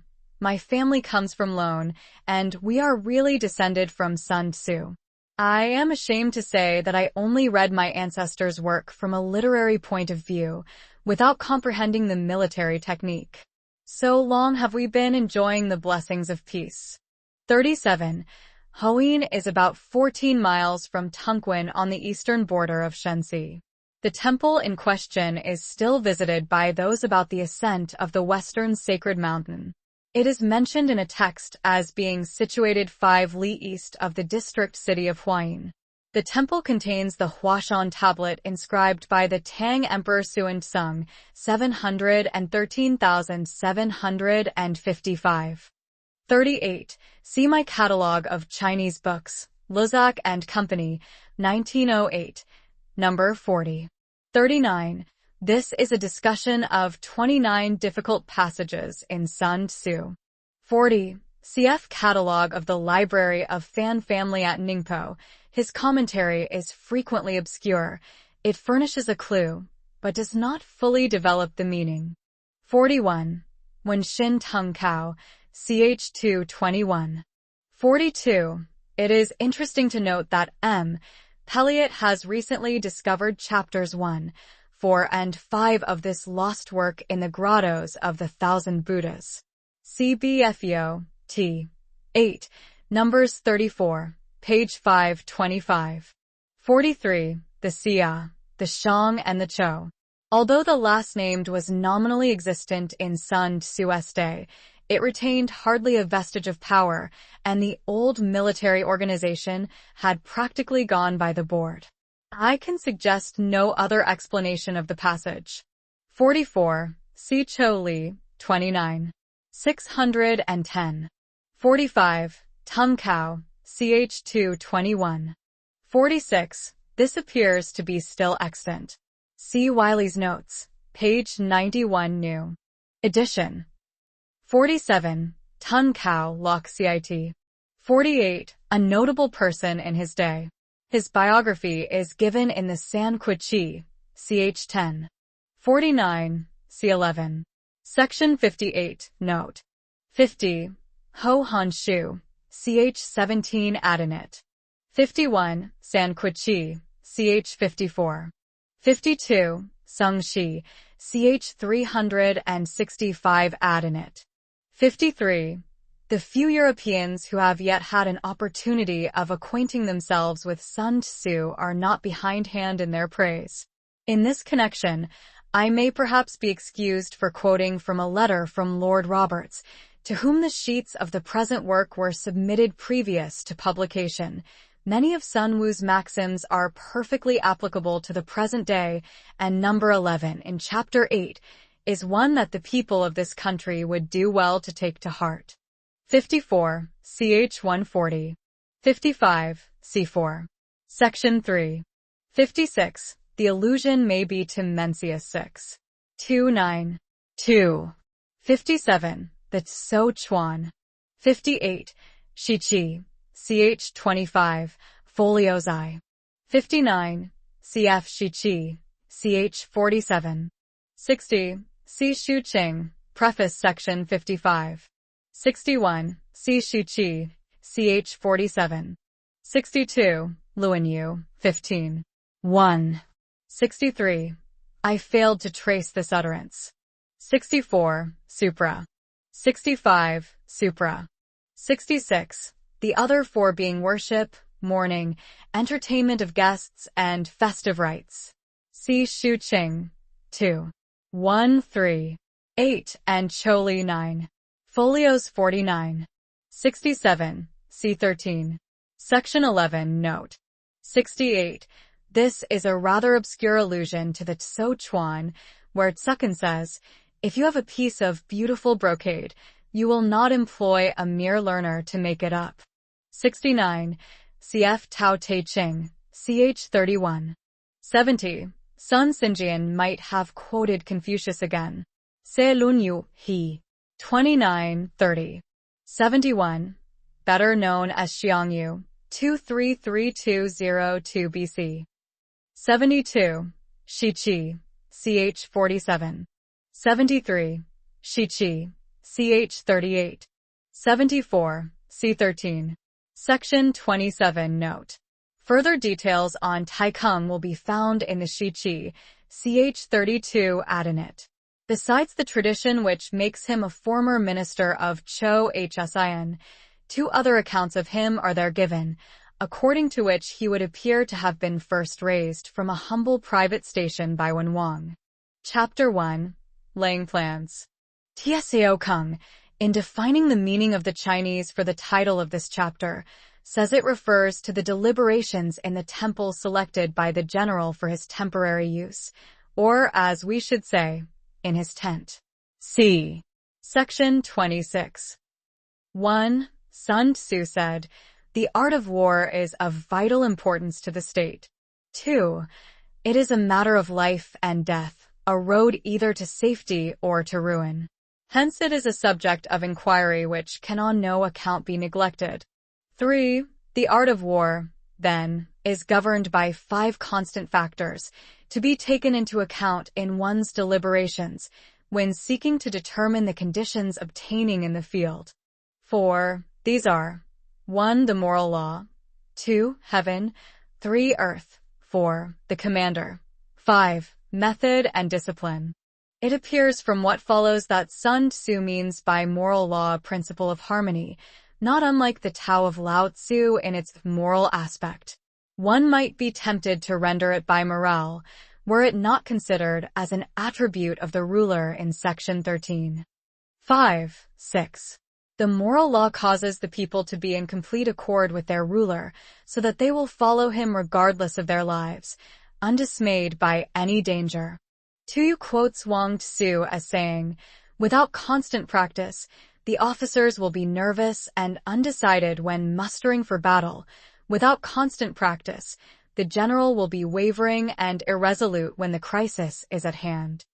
7. Heaven signifies night and day, cold and heat, times and seasons. The commentators, I think, make an unnecessary mystery of 2 words here. Mengshi refers to the hard and the soft, waxing and waning of heaven. Wang Shi, however, may be right in saying that what is meant is the general economy of heaven, including the 5 elements, the 4 seasons, wind and clouds, and other phenomena. 8. Earth comprises distances, great and small, danger and security, open ground and narrow passes, the chances of life and death. 9. The commander stands for the virtues of wisdom, sincerity, benevolence, courage, and strictness. The 5 cardinal virtues of the Chinese are 1. Humanity or benevolence. 2. Uprightness of mind. 3. Self-respect, self-control, or proper feeling. 4. Wisdom. 5. Sincerity or good faith. Here wisdom and sincerity are put before humanity or benevolence, and the 2 military virtues of courage and strictness substituted for uprightness of mind and self-respect, self-control, or proper feeling. 10. By method and discipline are to be understood the marshalling of the army in its proper subdivisions, the gradations of rank among the officers, the maintenance of roads by which supplies may reach the army, and the control of military expenditure. 11. These 5 heads should be familiar to every general. He who knows them will be victorious. He who knows them not will fail. 12. Therefore, in your deliberations, when seeking to determine the military conditions, let them be made the basis of a comparison in this wise. 13. 1. Which of the 2 sovereigns is imbued with the moral law, i.e., is in harmony with his subjects? Cf. Section 5. 2. Which of the 2 generals has most ability? 3. With whom lie the advantages derived from heaven and earth? See Section 7, 8. 4. On which side is discipline most rigorously enforced? Tumu alludes to the remarkable story of Tzŭ AD 155220, who was such a strict disciplinarian that once, in accordance with his own severe regulations against injury to standing crops, he condemned himself to death for having allowed his horse to shy into a field of corn. However, in lieu of losing his head, he was persuaded to satisfy his sense of justice by cutting off his hair. Tzŭ's own comment on the present passage is characteristically curt. When you lay down a law, see that it is not disobeyed. If it is disobeyed, the offender must be put to death. 5. Which army is the stronger? Morally as well as physically. As Mei Yaochen puts it, freely rendered, esprit de corps and big battalions. 6. On which side are officers and men more highly trained? Tzŭ quotes Sun Tzŭ as saying, without constant practice, the officers will be nervous and undecided when mustering for battle. Without constant practice, the general will be wavering and irresolute when the crisis is at hand. 7. In which army is there the greater constancy both in reward and punishment? On which side is there the most absolute certainty that merit will be properly rewarded and misdeeds summarily punished? 14. By means of these 7 considerations, I can forecast victory or defeat.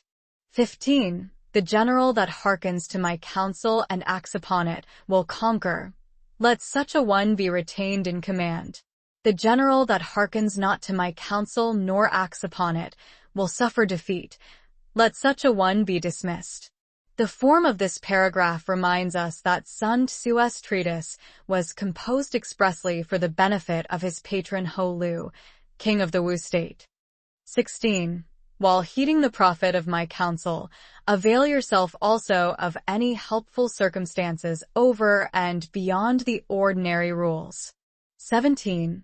According as circumstances are favorable, one should modify one's plans. Sun Tzŭ, as a practical soldier, will have none of the bookish theoric.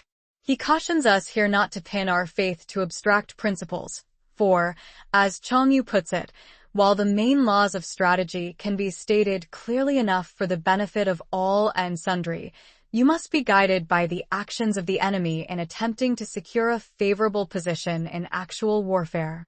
On the eve of the Battle of Waterloo, Lord Uxbridge, commanding the cavalry, went to the Duke of Wellington in order to learn what his plans and calculations were for the morrow, because, as he explained, he might suddenly find himself commander-in-chief and would be unable to frame new plans in a critical moment. The Duke listened quietly and then said, "Who will attack the first tomorrow, I or Bonaparte?" "Bonaparte," replied Lord Uxbridge. "Well," continued the Duke, "Bonaparte has not given me any idea of his projects, and as my plans will depend upon his, how can you expect me to tell you what mine are?" 1:18 All warfare is based on deception. The truth of this pithy and profound saying will be admitted by every soldier. Colonel Henderson tells us that Wellington, great in so many military qualities, was especially distinguished by the extraordinary skill with which he concealed his movements and deceived both friend and foe. 19 Hence, when able to attack, we must seem unable. When using our forces, we must seem inactive. When we are near, we must make the enemy believe we are far away. When far away, we must make him believe we are near. 20 Hold out baits to entice the enemy. Feign disorder and crush him. All commentators, except Sun Tzŭ, say, when he is in disorder, crush him. It is more natural to suppose that Sun Tzŭ is still illustrating the uses of deception in war. 21 If he is secure at all points, be prepared for him. If he is in superior strength, evade him. 22 If your opponent is of choleric temper, seek to irritate him. Pretend to be weak, that he may grow arrogant. Wang Tzu, quoted by Tuyu, says that the good tactician plays with his adversary as a cat plays with a mouse, first feigning weakness and immobility, and then suddenly pouncing upon him. 23 If he is taking his ease, give him no rest. This is probably the meaning, though Mei Yaochen has the note, while we are taking our ease, wait for the enemy to tire himself out. The Yulon has lure him on and tire him out. If his forces are united, separate them. Less plausible is the interpretation favored by most of the commentators. If sovereign and subject are in accord, put division between them. 24 Attack him where he is unprepared, appear where you are not expected. 25 These military devices, leading to victory, must not be divulged beforehand. 26 Now the general who wins a battle makes many calculations in his temple ere the battle is fought. Sun Tzŭ tells us that in ancient times it was customary for a temple to be set apart for the use of a general who was about to take the field, in order that he might there elaborate his plan of campaign. The general who loses a battle makes but few calculations beforehand. Thus do many calculations lead to victory and few calculations to defeat. How much more no calculation at all? It is by attention to this point that I can foresee who is likely to win or lose. 1. Words on Wellington by Sir W. Fraser. Chapter 2. Waging War. Tseo Kung has the note, he who wishes to fight must first count the cost, which prepares us for the discovery that the subject of the chapter is not what we might expect from the title, but is primarily a consideration of ways and means. 1. Sun Tzŭ said, in the operations of war, where there are in the field 1,000 swift chariots, as many heavy chariots, and 100,000 mail-clad soldiers. The swift chariots were lightly built and, according to Sun Tzŭ, used for the attack. The heavy chariots were heavier and designed for purposes of defense. Li Xiaochuan, it is true, says that the latter were light, but this seems hardly probable. It is interesting to note the analogies between early Chinese warfare and that of the Homeric Greeks. In each case, the war chariot was the important factor, forming as it did the nucleus round which was grouped a certain number of foot soldiers. With regard to the numbers given here, we are informed that each swift chariot was accompanied by 75 footmen and each heavy chariot by 25 footmen, so that the whole army would be divided up into 1,000 battalions, each consisting of 2 chariots and 100 men, with provisions enough to carry them 1,000 li, 2.78 modern li go to a mile. The length may have varied slightly since Sun Tzŭ's time. The expenditure at home and at the front, including entertainment of guests, small items such as glue and paint, and some spent on chariots and armor, will reach the total of 1,000 ounces of silver per day. Such is the cost of raising an army of 100,000 men. 2. When you engage in actual fighting, if victory is long in coming, the men's weapons will grow dull and their ardor will be damped. If you lay siege to a town, you will exhaust your strength. 3. Again, if the campaign is protracted, the resources of the state will not be equal to the strain. 4. Now, when your weapons are dulled, your ardor damped, your strength exhausted, and your treasure spent, other chieftains will spring up to take advantage of your extremity. Then no man, however wise, will be able to avert the consequences that must ensue. 5. Thus, though we have heard of stupid haste in war, cleverness has never been seen associated with long delays. This concise and difficult sentence is not well explained by any of the commentators. Tsao Kung, Li Xiaochuan, Meng Shi, Tu Yu, Tu Mu, and Mei Yaochen have notes to the effect that a general, though naturally stupid, may nevertheless conquer through sheer force of rapidity. Ho Shi says, haste may be stupid, but at any rate it saves expenditure of energy and treasure. Protracted operations may be very clever, but they bring calamity in their train.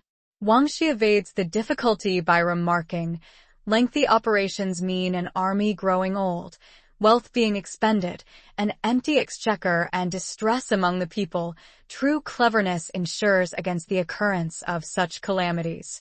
Chang Yu says, so long as victory can be attained, stupid haste is preferable to clever dilatoriness.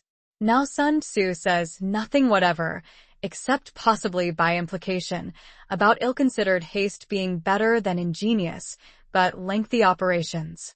What he does say is something much more guarded, namely that, while speed may sometimes be injudicious, tardiness can never be anything but foolish, if only because it means impoverishment to the nation. In considering the point raised here by Sun Tzŭ, the classic example of Fabius Cunctator will inevitably occur to the mind. That general deliberately measured the endurance of Rome against that of Hannibal's isolated army, because it seemed to him that the latter was more likely to suffer from a long campaign in a strange country. But it is quite a moot question whether his tactics would have proved successful in the long run. Their reversal, it is true, led to Cannae, but this only establishes a negative presumption in their favor. 6. There is no instance of a country having benefited from prolonged warfare. 7. It is only one who is thoroughly acquainted with the evils of war that can thoroughly understand the profitable way of carrying it on. That is, with rapidity. Only one who knows the disastrous effects of a long war can realize the supreme importance of rapidity in bringing it to a close. Only 2 commentators seem to favor this interpretation, but it fits well into the logic of the context, whereas the rendering, he who does not know the evils of war cannot appreciate its benefits, is distinctly pointless. 8. The skillful soldier does not raise a second levy, neither are his supply wagons loaded more than twice. Once war is declared, he will not waste precious time in waiting for reinforcements, nor will he return his army back for fresh supplies, but crosses the enemy's frontier without delay. This may seem an audacious policy to recommend, but with all great strategists, from Julius Caesar to Napoleon Bonaparte, the value of time, that is, being a little ahead of your opponent, has counted for more than either numerical superiority or the nicest calculations with regard to commissariat. 9. Bring war material with you from home, but forage on the enemy. Thus the army will have food enough for its needs. The Chinese word translated here as war material literally means things to be used, and is meant in the widest sense. It includes all the impedimenta of an army, apart from provisions. 10. Poverty of the state exchequer causes an army to be maintained by contributions from a distance. Contributing to maintain an army at a distance causes the people to be impoverished. The beginning of this sentence does not balance properly with the next, though obviously intended to do so. The arrangement, moreover, is so awkward that I cannot help suspecting some corruption in the text. It never seems to occur to Chinese commentators that an emendation may be necessary for the sense, and we get no help from them there. The Chinese words Sun Tzŭ used to indicate the cause of the people's impoverishment clearly have reference to some system by which the husbandmen sent their contributions of corn to the army direct. But why should it fall on them to maintain an army in this way, except because the state or government is too poor to do so? 11. On the other hand, the proximity of an army causes prices to go up, and high prices cause the people's substance to be drained away. Wang Shi says high prices occur before the army has left its own territory. Tzŭ Kung understands it of an army that has already crossed the frontier. 12. When their substance is drained away, the peasantry will be afflicted by heavy exactions. 13. 14. With this loss of substance and exhaustion of strength, the homes of the people will be stripped bare, and 3/10 of their incomes will be dissipated. Tu Mu and Wang Shi agree that the people are not mulcted not of March 10th, but of 7/10 of their income. But this is hardly to be extracted from our text. Hoshi has a characteristic tag, the people being regarded as the essential part of the state, and food as the people's heaven. Is it not right that those in authority should value and be careful of both? While government expenses for broken chariots, worn-out horses, breastplates and helmets, bows and arrows, spears and shields, protective mantlets, draft toxin and heavy wagons, will amount to 4/10 of its total revenue. 15. Hence a wise general makes a point of foraging on the enemy. 1 cartload of the enemy's provisions is equivalent to 20 of one's own, and likewise a single pickle of his provender is equivalent to 20 from one's own store. Because 20 cartloads will be consumed in the process of transporting 1 cartload to the front. A pickle is a unit of measure equal to 133.3 pounds, 65.5 kilograms. 16. Now in order to kill the enemy, our men must be roused to anger. That there may be advantage from defeating the enemy, they must have their rewards. Tu Mu says, rewards are necessary in order to make the soldiers see the advantage of beating the enemy. Thus, when you capture spoils from the enemy, they must be used as rewards, so that all your men may have a keen desire to fight, each on his own account. 18. This is called using the conquered foe to augment one's own strength. 19. In war, then, let your great object be victory, not lengthy campaigns. As Hoshi remarks, war is not a thing to be trifled with. Sun Tzŭ here reiterates the main lesson which this chapter is intended to enforce. 20. Thus it may be known that the leader of armies is the arbiter of the people's fate, the man on whom it depends whether the nation shall be in peace or in peril. Chapter 3. Attack by Stratagem. 1. Sun Tzŭ said, in the practical art of war, the best thing of all is to take the enemy's country whole and intact. To shatter and destroy it is not so good. So, 2.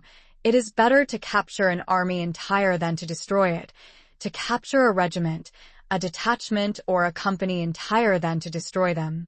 The equivalent to an army corps, according to Sima Fa, consisted nominally of 12,500 men. According to Tzŭ Kung, the equivalent of a regiment contained 500 men. The equivalent to a detachment consists from any number between 100 and 500, and the equivalent of a company contains from 5 to 100 men. For the last two, however, Sun Tzŭ gives the exact figures of 100 and 5 respectively. 3. Thus the highest form of generalship is to balk the enemy's plans. Perhaps the word balk falls short of expressing the full force of the Chinese word, which implies not an attitude of defense, whereby one might be content to foil the enemy's stratagems one after another, but an active policy of counterattack. Ho Shi puts this very clearly in his note. When the enemy has made a plan of attack against us, we must anticipate him by delivering our own attack first. The next best is to prevent the junction of the enemy's forces. The next in order is to attack the enemy's army in the field, when he is already at full strength. And the worst policy of all is to besiege walled cities. For the rule is not to besiege walled cities if it can possibly be avoided. The preparation of mantlets, movable shelters, and various implements of war will take up 3 whole months.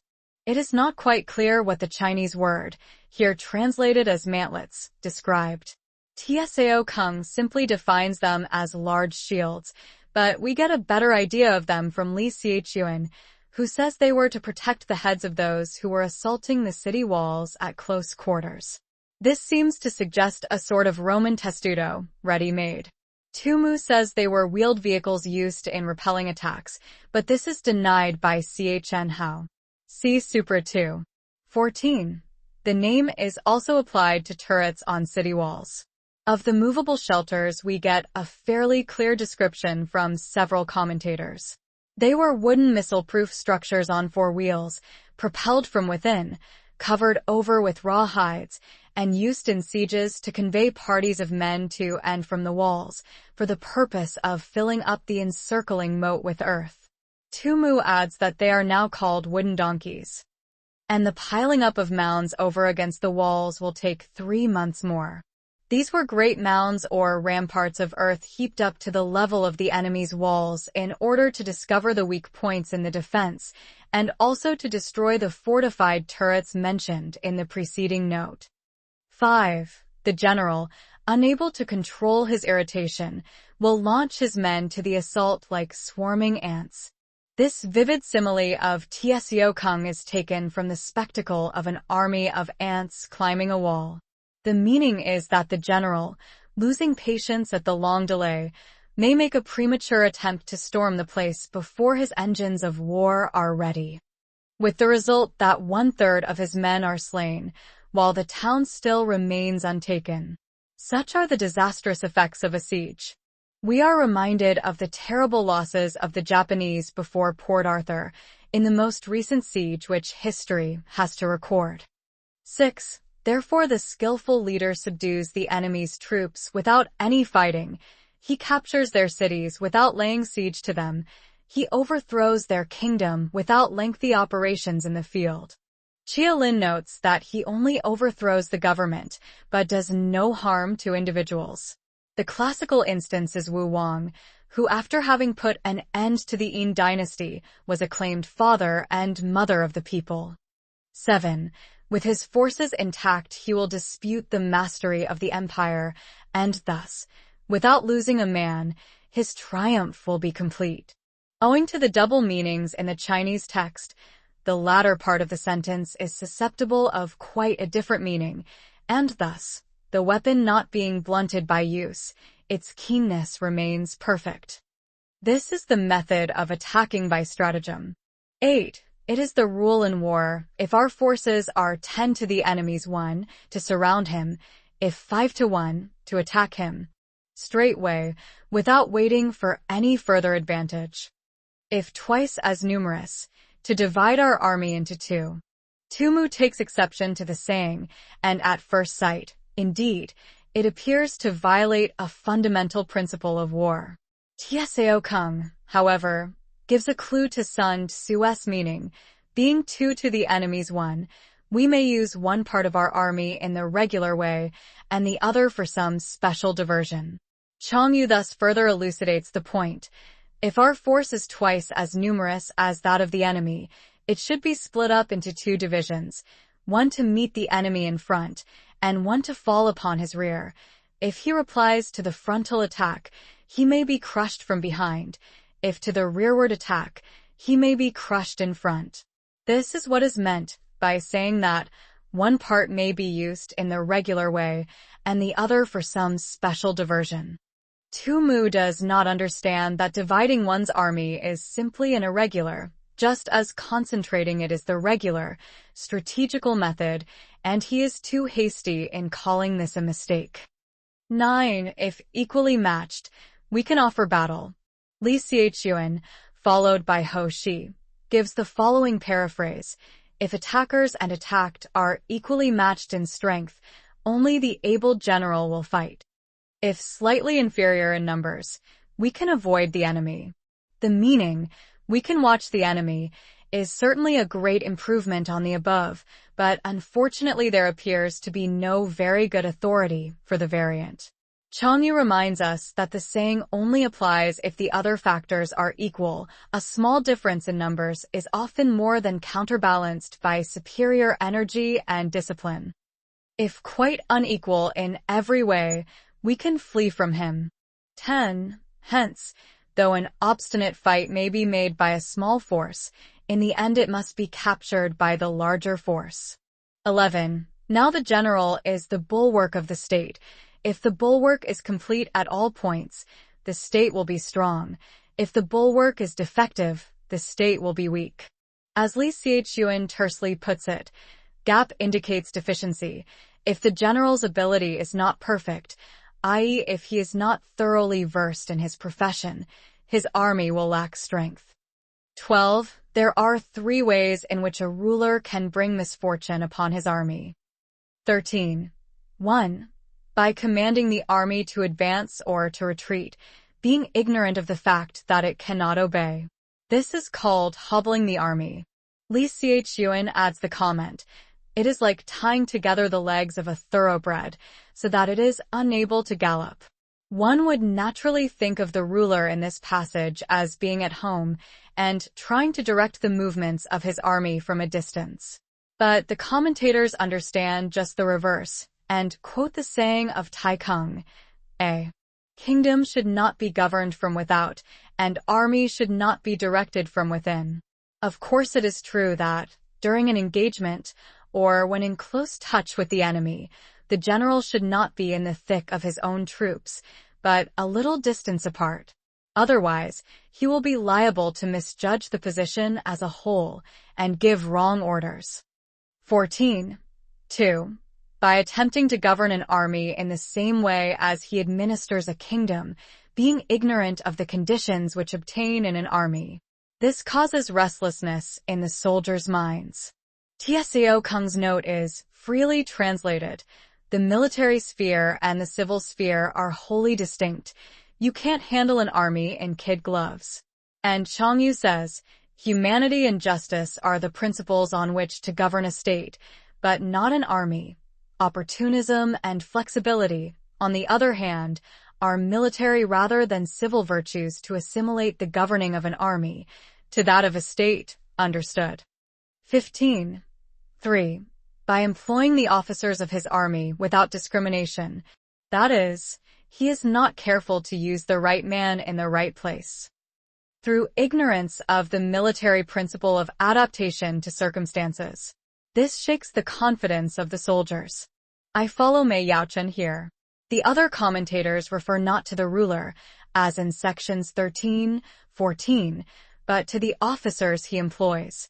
Thus Tzŭ says, if a general is ignorant of the principle of adaptability, he must not be entrusted with a position of authority. Tzŭ quotes, the skillful employer of men will employ the wise man, the brave man, the covetous man, and the stupid man. For the wise man delights in establishing his merit, the brave man likes to show his courage in action, the covetous man is quick at seizing advantages, and the stupid man has no fear of death. 16. But when the army is restless and distrustful, trouble is sure to come from the other feudal princes. This is simply bringing anarchy into the army and flinging victory away. 17. Thus we may know that there are 5 essentials for victory. 1. he will win who knows when to fight and when not to fight. Sun Tzŭ says, if he can fight, he advances and takes the offensive. If he cannot fight, he retreats and remains on the defensive. He will invariably conquer who knows whether it is right to take the offensive or the defensive. 2. He will win who knows how to handle both superior and inferior forces. This is not merely the general's ability to estimate numbers correctly, as Li Xiaoyuan and others make out. Sun Tzŭ expounds the saying more satisfactorily. By applying the art of war, it is possible with a lesser force to defeat a greater, and vice versa. The secret lies in an eye for locality and in not letting the right moment slip. Thus Wu Tzu says, with a superior force, make for easy ground. With an inferior one, make for difficult ground. 3. He will win whose army is animated by the same spirit throughout all its ranks. 4. He will win who, prepared himself, waits to take the enemy unprepared. 5. He will win who has military capacity and is not interfered with by the sovereign. Yu quotes Wang Tzu as saying, it is the sovereign's function to give broad instructions, but to decide on battle it is the function of the general. It is needless to dilate on the military disasters which have been caused by undue interference with operations in the field on the part of the home government. Napoleon undoubtedly owed much of his extraordinary success to the fact that he was not hampered by central authority. Victory lies in the knowledge of these 5 points. Literally, these 5 things are knowledge of the principle of victory. 18. Hence the saying, if you know the enemy and know yourself, you need not fear the result of 100 battles. If you know yourself, but not the enemy, for every victory gained you will also suffer a defeat. Li Xiaoyuan cites the case of Fu Qian, Prince of Qin, who in 383 AD marched with a vast army against the Qin emperor. When warned not to despise an enemy who could command the services of such men as Xian and Huan Xiecheng, he boastfully replied, I have the population of 8 provinces at my back, infantry and horsemen to the number of 1 million. Why, they could dam up the Yangtze River itself by merely throwing their whips into the stream. What danger have I to fear? Nevertheless, his forces were soon after disastrously routed at the Fei River, and he was obliged to beat a hasty retreat. If you know neither the enemy nor yourself, you will succumb in every battle.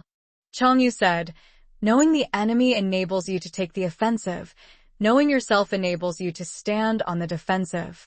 He adds, attack is the secret of defense. Defense is the planning of an attack. It would be hard to find a better epitome of the root principle of war. Chapter 4. Tactical Dispositions. Tsao Kung explains the Chinese meaning of the words for the title of this chapter, marching and countermarching on the part of the 2 armies with a view to discovering each other's condition. Tu Mu says, it is through the dispositions of an army that its condition may be discovered. Conceal your dispositions, and your condition will remain secret, which leads to victory. Show your dispositions, and your condition will become patent, which leads to defeat. Wang Shi remarks that the good general can secure success by modifying his tactics to meet those of the enemy. 1. Sun Tzŭ said, the good fighters of old first put themselves beyond the possibility of defeat, and then waited for an opportunity of defeating the enemy. 2. To secure ourselves against defeat lies in our own hands, but the opportunity of defeating the enemy is provided by the enemy himself. That is, of course, by a mistake on the enemy's part. 3. Thus the good fighter is able to secure himself against defeat. Sun Tzŭ says this is done by concealing the disposition of his troops, covering up his tracks, and taking unremitting precautions, but cannot make certain of defeating the enemy. 4. Hence the saying, one may know how to conquer without being able to do it. 5. Security against defeat implies defensive tactics. Ability to defeat the enemy means taking the offensive. I retain the sense found in a similar passage in sections 13, in spite of the fact that the commentators are all against me. The meaning they give, he who cannot conquer takes the defensive, is plausible enough. 6. Standing on the defensive indicates insufficient strength, attacking, a superabundance of strength. 7. The general who is skilled in defense hides in the most secret recesses of the earth. Literally, hides under the ninth earth, which is a metaphor indicating the utmost secrecy and concealment, so that the enemy may not know his whereabouts. He who is skilled in attack flashes forth from the topmost heights of heaven. Another metaphor, implying that he falls on his adversary like a thunderbolt, against which there is no time to prepare. This is the opinion of most of the commentators. Thus, on the one hand, we have ability to protect ourselves, on the other, a victory that is complete. 8. To see victory only when it is within the ken of the common herd is not the acme of excellence. As Tsao Kung remarks, the thing is to see the plant before it has germinated, to foresee the event before the action has begun. Li Chun alludes to the story of Han Hsin who, when about to attack the vastly superior army of Zhao, which was strongly entrenched in the city of Xichenggan, said to his officers, "Gentlemen, we are going to annihilate the enemy and shall meet again at dinner." The officers hardly took his words seriously and gave a very dubious assent. But Han Hsin had already worked out in his mind the details of a clever stratagem, whereby, as he foresaw, he was able to capture the city and inflict a crushing defeat on his adversary. 9. Neither is it the acme of excellence if you fight and conquer and the whole empire says, "Well done." True excellence being, as Tzŭ says, to plan secretly, to move surreptitiously, to foil the enemy's intentions and balk his schemes, so that at last the day may be won without shedding a drop of blood. Sun Tzŭ reserves his approbation for things that the world's coarse thumb and finger fail to plumb. 10. To lift an autumn hair is no sign of great strength. Autumn hair is explained as the fur of a hare, which is finest in autumn, when it begins to grow afresh. The phrase is a very common one in Chinese writers. To see sun and moon is no sign of sharp sight. To hear the noise of thunder is no sign of a quick ear. Hoshi gives as real instances of strength, sharp sight, and quick hearing Wu Hua, who could lift a tripod weighing 250 stone, Li Chu, who at a distance of 100 paces could see objects no bigger than a mustard seed, and Shi Kuang, a blind musician who could hear the footsteps of a mosquito. 11. What the ancients called a clever fighter is one who not only wins, but excels in winning with ease.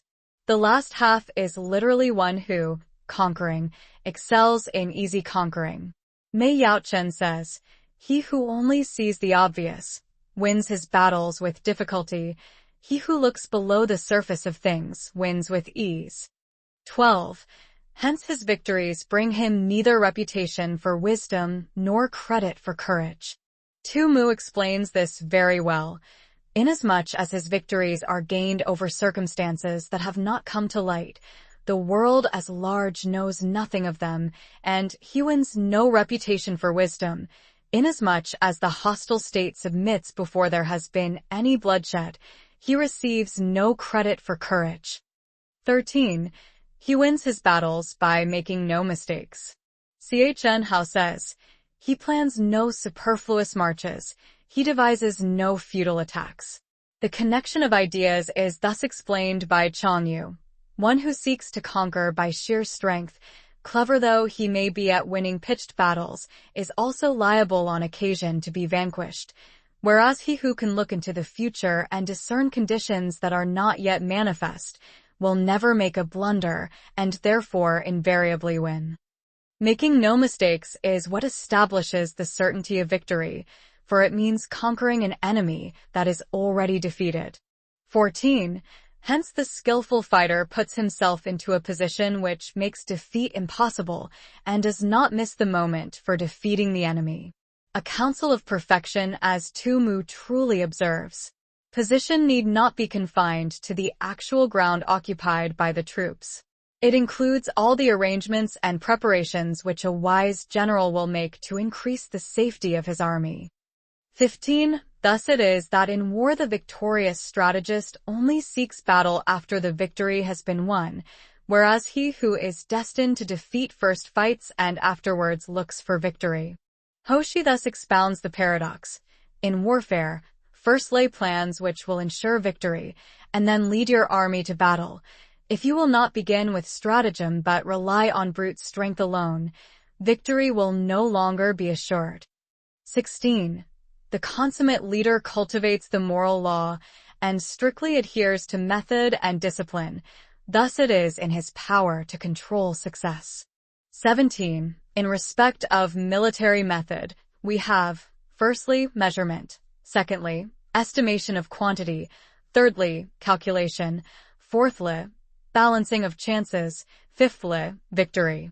18. Measurement owes its existence to earth, estimation of quantity to measurement, calculation to estimation of quantity, balancing of chances to calculation, and victory to balancing of chances. It is not easy to distinguish the four terms very clearly in the Chinese. The first seems to be surveying and measurement of the ground, which enable us to form an estimate of the enemy's strength and to make calculations based on the data thus obtained.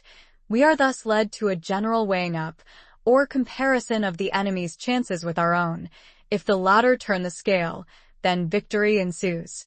The chief difficulty lies in third term, which in the Chinese some commentators take as a calculation of numbers, thereby making it nearly synonymous with the second term.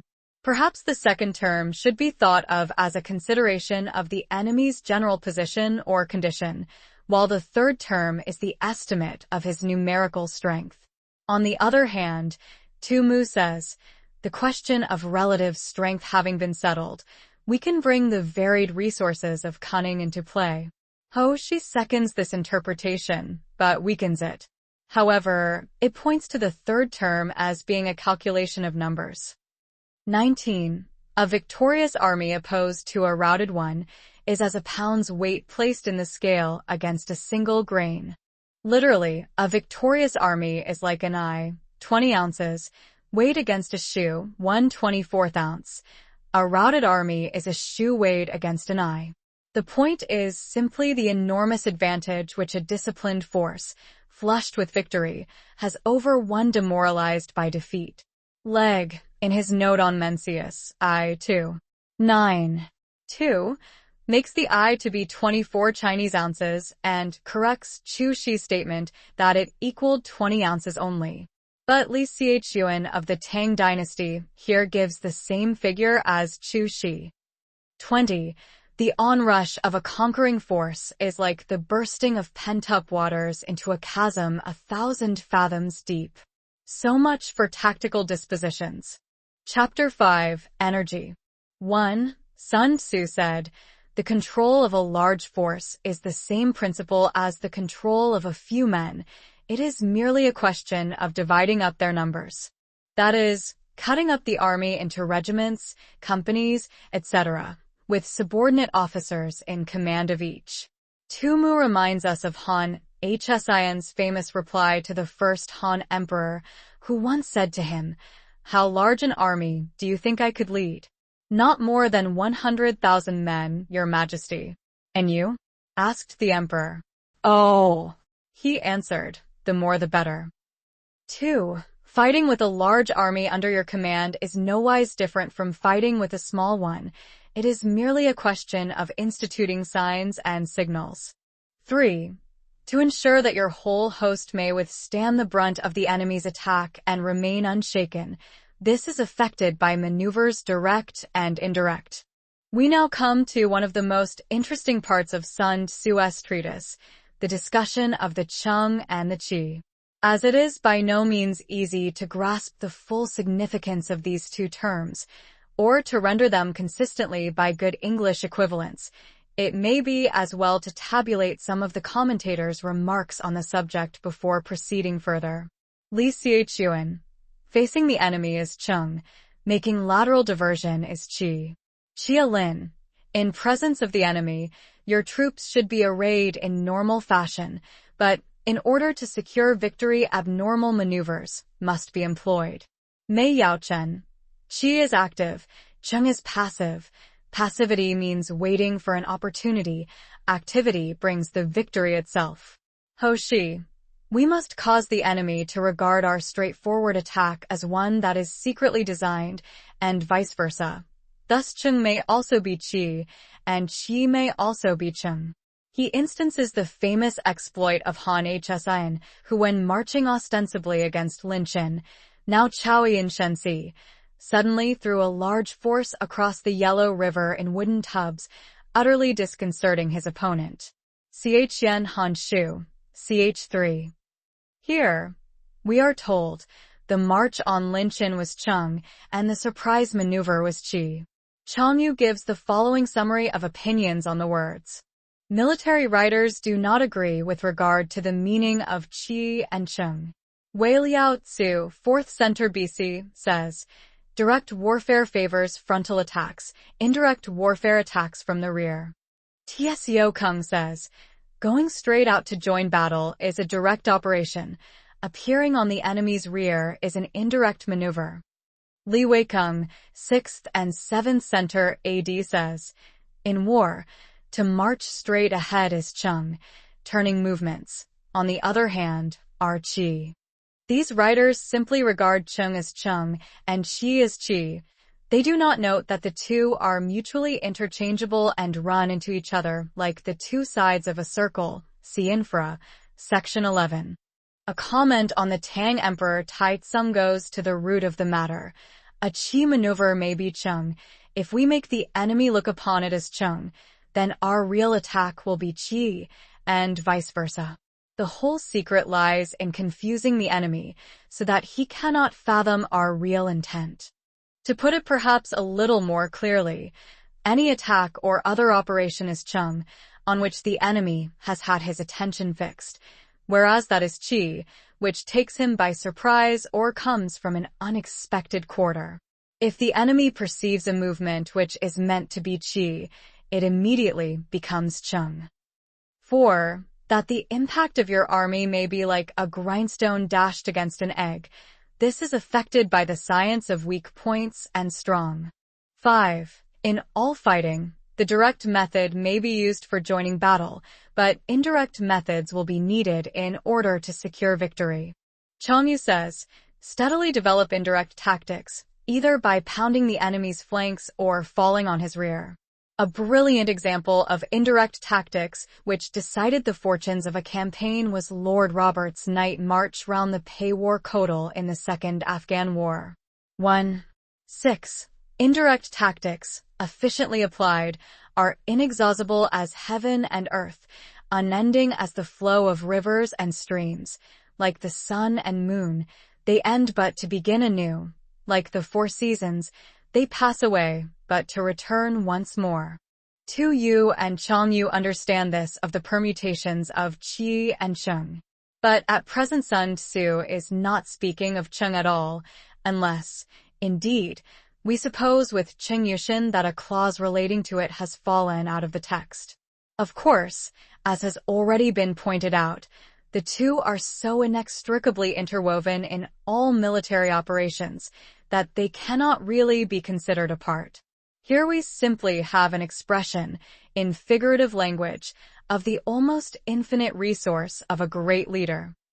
7. There are not more than 5 musical notes, yet the combinations of these 5 give rise to more melodies than can ever be heard.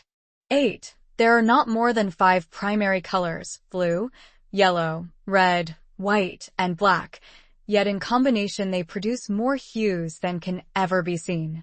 9. There are not more than 5 cardinal tastes, sour, acrid, salt, sweet, bitter, yet combinations of them yield more flavors than can ever be tasted. 10. In battle, there are not more than 2 methods of attack, the direct and the indirect, yet these 2 in combination give rise to an endless series of maneuvers. 11. The direct and the indirect lead onto each other in turn. It is like moving in a circle, you never come to an end. who can exhaust the possibilities of their combination. 12. The onset of troops is like the rush of a torrent which will even roll stones along in its course. 13. The quality of decision is like the well-timed swoop of a falcon which enables it to strike and destroy its victim. The Chinese here is tricky, and a certain key word in the context it is used defies the best efforts of the translator. Tzŭ defines this word as the measurement or estimation of distance. But this meaning does not quite fit the illustrative simile in. 15. Applying this definition to the falcon, it seems to me to denote that instinct of self-restraint which keeps the bird from swooping on its quarry until the right moment, together with the power of judging when the right moment has arrived. The analogous quality in soldiers is the highly important one of being able to reserve their fire until the very instant at which it will be most effective. When the Victory went into action at Trafalgar at hardly more than drifting pace, she was for several minutes exposed to a storm of shot and shell before replying with a single gun. Nelson coolly waited until he was within close range, when the broadside he brought to bear worked fearful havoc on the enemy's nearest ships. 14. Therefore the good fighter will be terrible in his onset and prompt in his decision. The word decision would have reference to the measurement of distance mentioned above, letting the enemy get near before striking. But I cannot help thinking that Sun Tzŭ meant to use the word in a figurative sense comparable to our own idiom short and sharp. Cf. Wangshi's note, which after describing the falcon's mode of attack, proceeds, "This is just how this psychological moment should be seized in war." 15. Energy may be likened to the bending of a crossbow, decision, to the releasing of the trigger. None of the commentators seem to grasp the real point of the simile of energy and the force stored up in the bent crossbow until released by the finger on the trigger. 16. Amid the turmoil and tumult of battle, there may be seeming disorder and yet no real disorder at all. Amid confusion and chaos, your array may be without head or tail, yet it will be proof against defeat. Mei Yaochen says, the subdivisions of the army having been previously fixed, and the various signals agreed upon, the separating and joining, the dispersing and collecting which will take place in the course of a battle, may give the appearance of disorder when no real disorder is possible. Your formation may be without head or tail, your dispositions all topsy-turvy, and yet a rout of your forces, quite out of the question. 17. Simulated disorder postulates perfect discipline. Simulated fear postulates courage. Simulated weakness postulates strength. In order to make the translation intelligible, it is necessary to tone down the sharply paradoxical form of the original. Tsao Kung throws out a hint of the meaning in his brief note. These things all serve to destroy formation and conceal one's condition. But Tzŭ is the first to put it quite plainly. If you wish to feign confusion in order to lure the enemy on, you must first have perfect discipline. If you wish to display timidity in order to entrap the enemy, you must have extreme courage. If you wish to parade your weakness in order to make the enemy overconfident, you must have exceeding strength. 18. Hiding order beneath the cloak of disorder is simply a question of subdivision. See Supra, Section 1. Concealing courage under a show of timidity presupposes a fund of latent energy. The commentators strongly understand a certain Chinese word here differently than anywhere else in this chapter. Thus Tzŭ says, "Seeing that we are favorably circumstanced and yet make no move, the enemy will believe that we are really afraid." Masking strength with weakness is to be effected by tactical dispositions. Changyu relates the following anecdote of Cao Tzu, the first Han emperor. Wishing to crush the Xiongnu, he sent out spies to report on their condition. But the Xiongnu, forewarned, carefully concealed all their able-bodied men and well-fed horses, and only allowed infirm soldiers and emaciated cattle to be seen. The result was that spies won and all recommended the emperor to deliver his attack. Lu Qing alone opposed them, saying, When two countries go to war, they are naturally inclined to make an ostentatious display of their strength. Yet our spies have seen nothing but old age and infirmity. This is surely some ruse on the part of the enemy, and it would be unwise for us to attack. The emperor, however, disregarding this advice, fell into the trap and found himself surrounded at Padang. 19. Thus one who is skillful at keeping the enemy on the move maintains deceitful appearances, according to which the enemy will act. Tso Kung's note is make a display of weakness and want. Tzŭ says, if our force happens to be superior to the enemy's, weakness may be simulated in order to lure him on, but if inferior, he must be led to believe that we are strong, in order that he may keep off. In fact, all the enemy's movements should be determined by the signs that we choose to give him. Note the following anecdote of Sun Tzŭ, a descendant of Sun Tzŭ. In 341 BC, the Qi state being at war with Wei, sent Tian Qi and Sun Tzŭ against the general Pang Chuan, who happened to be a deadly personal enemy of the later. Sun Tzŭ said, the Qi state has a reputation for cowardice, and therefore our adversary despises us. Let us turn this circumstance to account. Accordingly, when the army had crossed the border into Wei territory, he gave orders to show 100,000 fires on the first night, 50,000 on the next, and the night after only 20,000. Pang Chuan pursued them hotly, saying to himself, I knew these men of Qi were cowards. Their numbers have already fallen away by more than half. In his retreat, Sun Tzŭ came to a narrow defile, which he calculated that his pursuers would reach after dark. Here he had a tree stripped of its bark, and inscribed upon it the words, under this tree shall Pang Chuan die. Then, as night began to fall, he placed a strong body of archers in ambush nearby, with orders to shoot directly if they saw a light. Later on, Pang Chuan arrived at the spot, and noticing the tree, struck a light in order to read what was written on it. His body was immediately riddled by a volley of arrows, and his whole army thrown into confusion. The above is Tzŭ's version of the story. The Qi, less dramatically but probably with more historical truth, makes Pang Chuan cut his own throat with an exclamation of despair after the rout of his army. He sacrifices something, that the enemy may snatch at it. 20. By holding out baits, he keeps him on the march.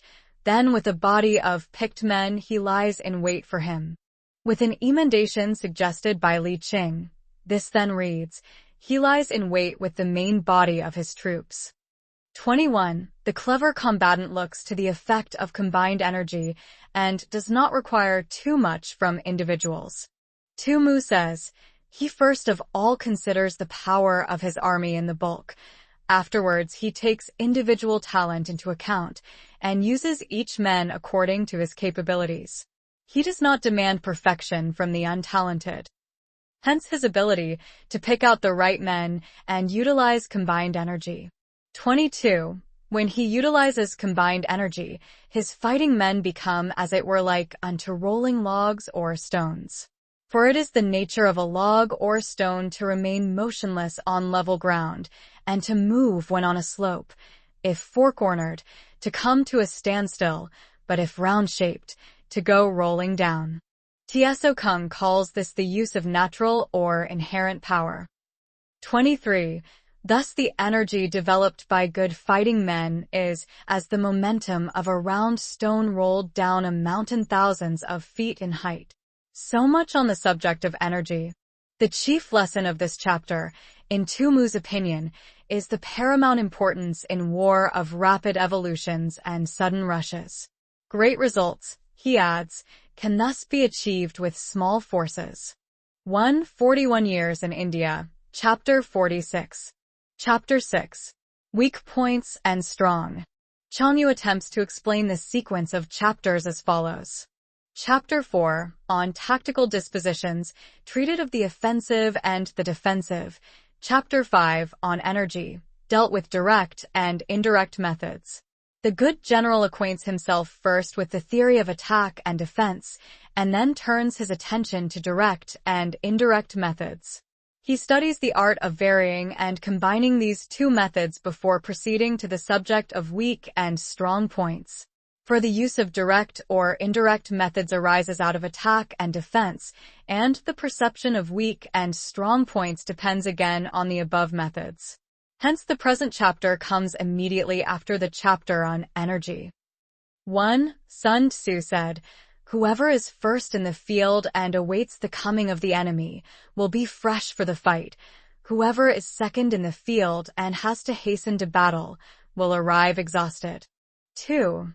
Therefore the clever combatant imposes his will on the enemy, but does not allow the enemy's will to be imposed on him. One mark of a great soldier is that he fight on his own terms or fights not at all. 1. 3. By holding out advantages to him, he can cause the enemy to approach of his own accord, or, by inflicting damage, he can make it impossible for the enemy to draw near. In the first case, he will entice him with a bait. In the second, he will strike at some important point which the enemy will have to defend. 4. If the enemy is taking his ease, he can harass him. This passage may be cited as evidence against Mei Yao Chen's interpretation of I, section 23. If well supplied with food, he can starve him out. If quietly encamped, he can force him to move. 5. Appear at points which the enemy must hasten to defend. March swiftly to places where you are not expected. 6. An army may march great distances without distress, if it marches through country where the enemy is not. Tsao Kung sums up very well. Emerge from the void, QD like a bolt from the blue. Strike at vulnerable points, shun places that are defended, attack in unexpected quarters. 7. You can be sure of succeeding in your attacks if you only attack places which are undefended. Wangshi explains undefended places as weak points, that is to say, where the general is lacking in capacity, or the soldiers in spirit, where the walls are not strong enough, or the precautions not strict enough, where relief comes too late, or provisions are too scanty, or the defenders are variants amongst themselves. You can ensure the safety of your defense if you only hold positions that cannot be attacked, i.e., where there are none of the weak points mentioned above. There is rather a nice point involved in the interpretation of this later clause. Tu Mu, Chen Hao, and Mei Yao Chen assume the meaning to be, in order to make your defense quite safe, you must defend even those places that are not likely to be attacked, and Tu Mu adds, how much more, then, those that will be attacked. Taken thus, however, the clause balances less well with the preceding, always a consideration in the highly antithetical style which is natural to the Chinese. Changyu, therefore, seems to come nearer the mark in saying, he who is skilled in attack flashes forth from the topmost heights of heaven. C4. Section 7. Making it impossible for the enemy to guard against him. This being so, the places that I shall attack are precisely those that the enemy cannot defend. He who is skilled in defense hides in the most secret recesses of the earth, making it impossible for the enemy to estimate his whereabouts. This being so, the places that I shall hold are precisely those that the enemy cannot attack. 8. Hence that general is skillful in attack whose opponent does not know what to defend, and he is skillful in defense whose opponent does not know what to attack. An aphorism which puts the whole art of war in a nutshell. 9. O divine art of subtlety and secrecy! Through you we learn to be invisible, through you inaudible. Literally, without form or sound, but it is said of course with reference to the enemy. And hence we can hold the enemy's fate in our hands. 10. You may advance and be absolutely irresistible. If you make for the enemy's weak points, you may retire and be safe from pursuit if your movements are more rapid than those of the enemy. 11. If we wish to fight, the enemy can be forced to an engagement even though he be sheltered behind a high rampart and a deep ditch. All we need do is attack some other place that he will be obliged to relieve. Tzŭ says, if the enemy is the invading party, we can cut his line of communications and occupy the roads by which he will have to return. If we are the invaders, we may direct our attack against the sovereign himself. It is clear that Sun Tzŭ, unlike certain generals in the late Boer War, was no believer in frontal attacks. 12. If we do not wish to fight, we can prevent the enemy from engaging us even though the lines of our encampment be merely traced out on the ground. All we need do is to throw something odd and unaccountable in his way.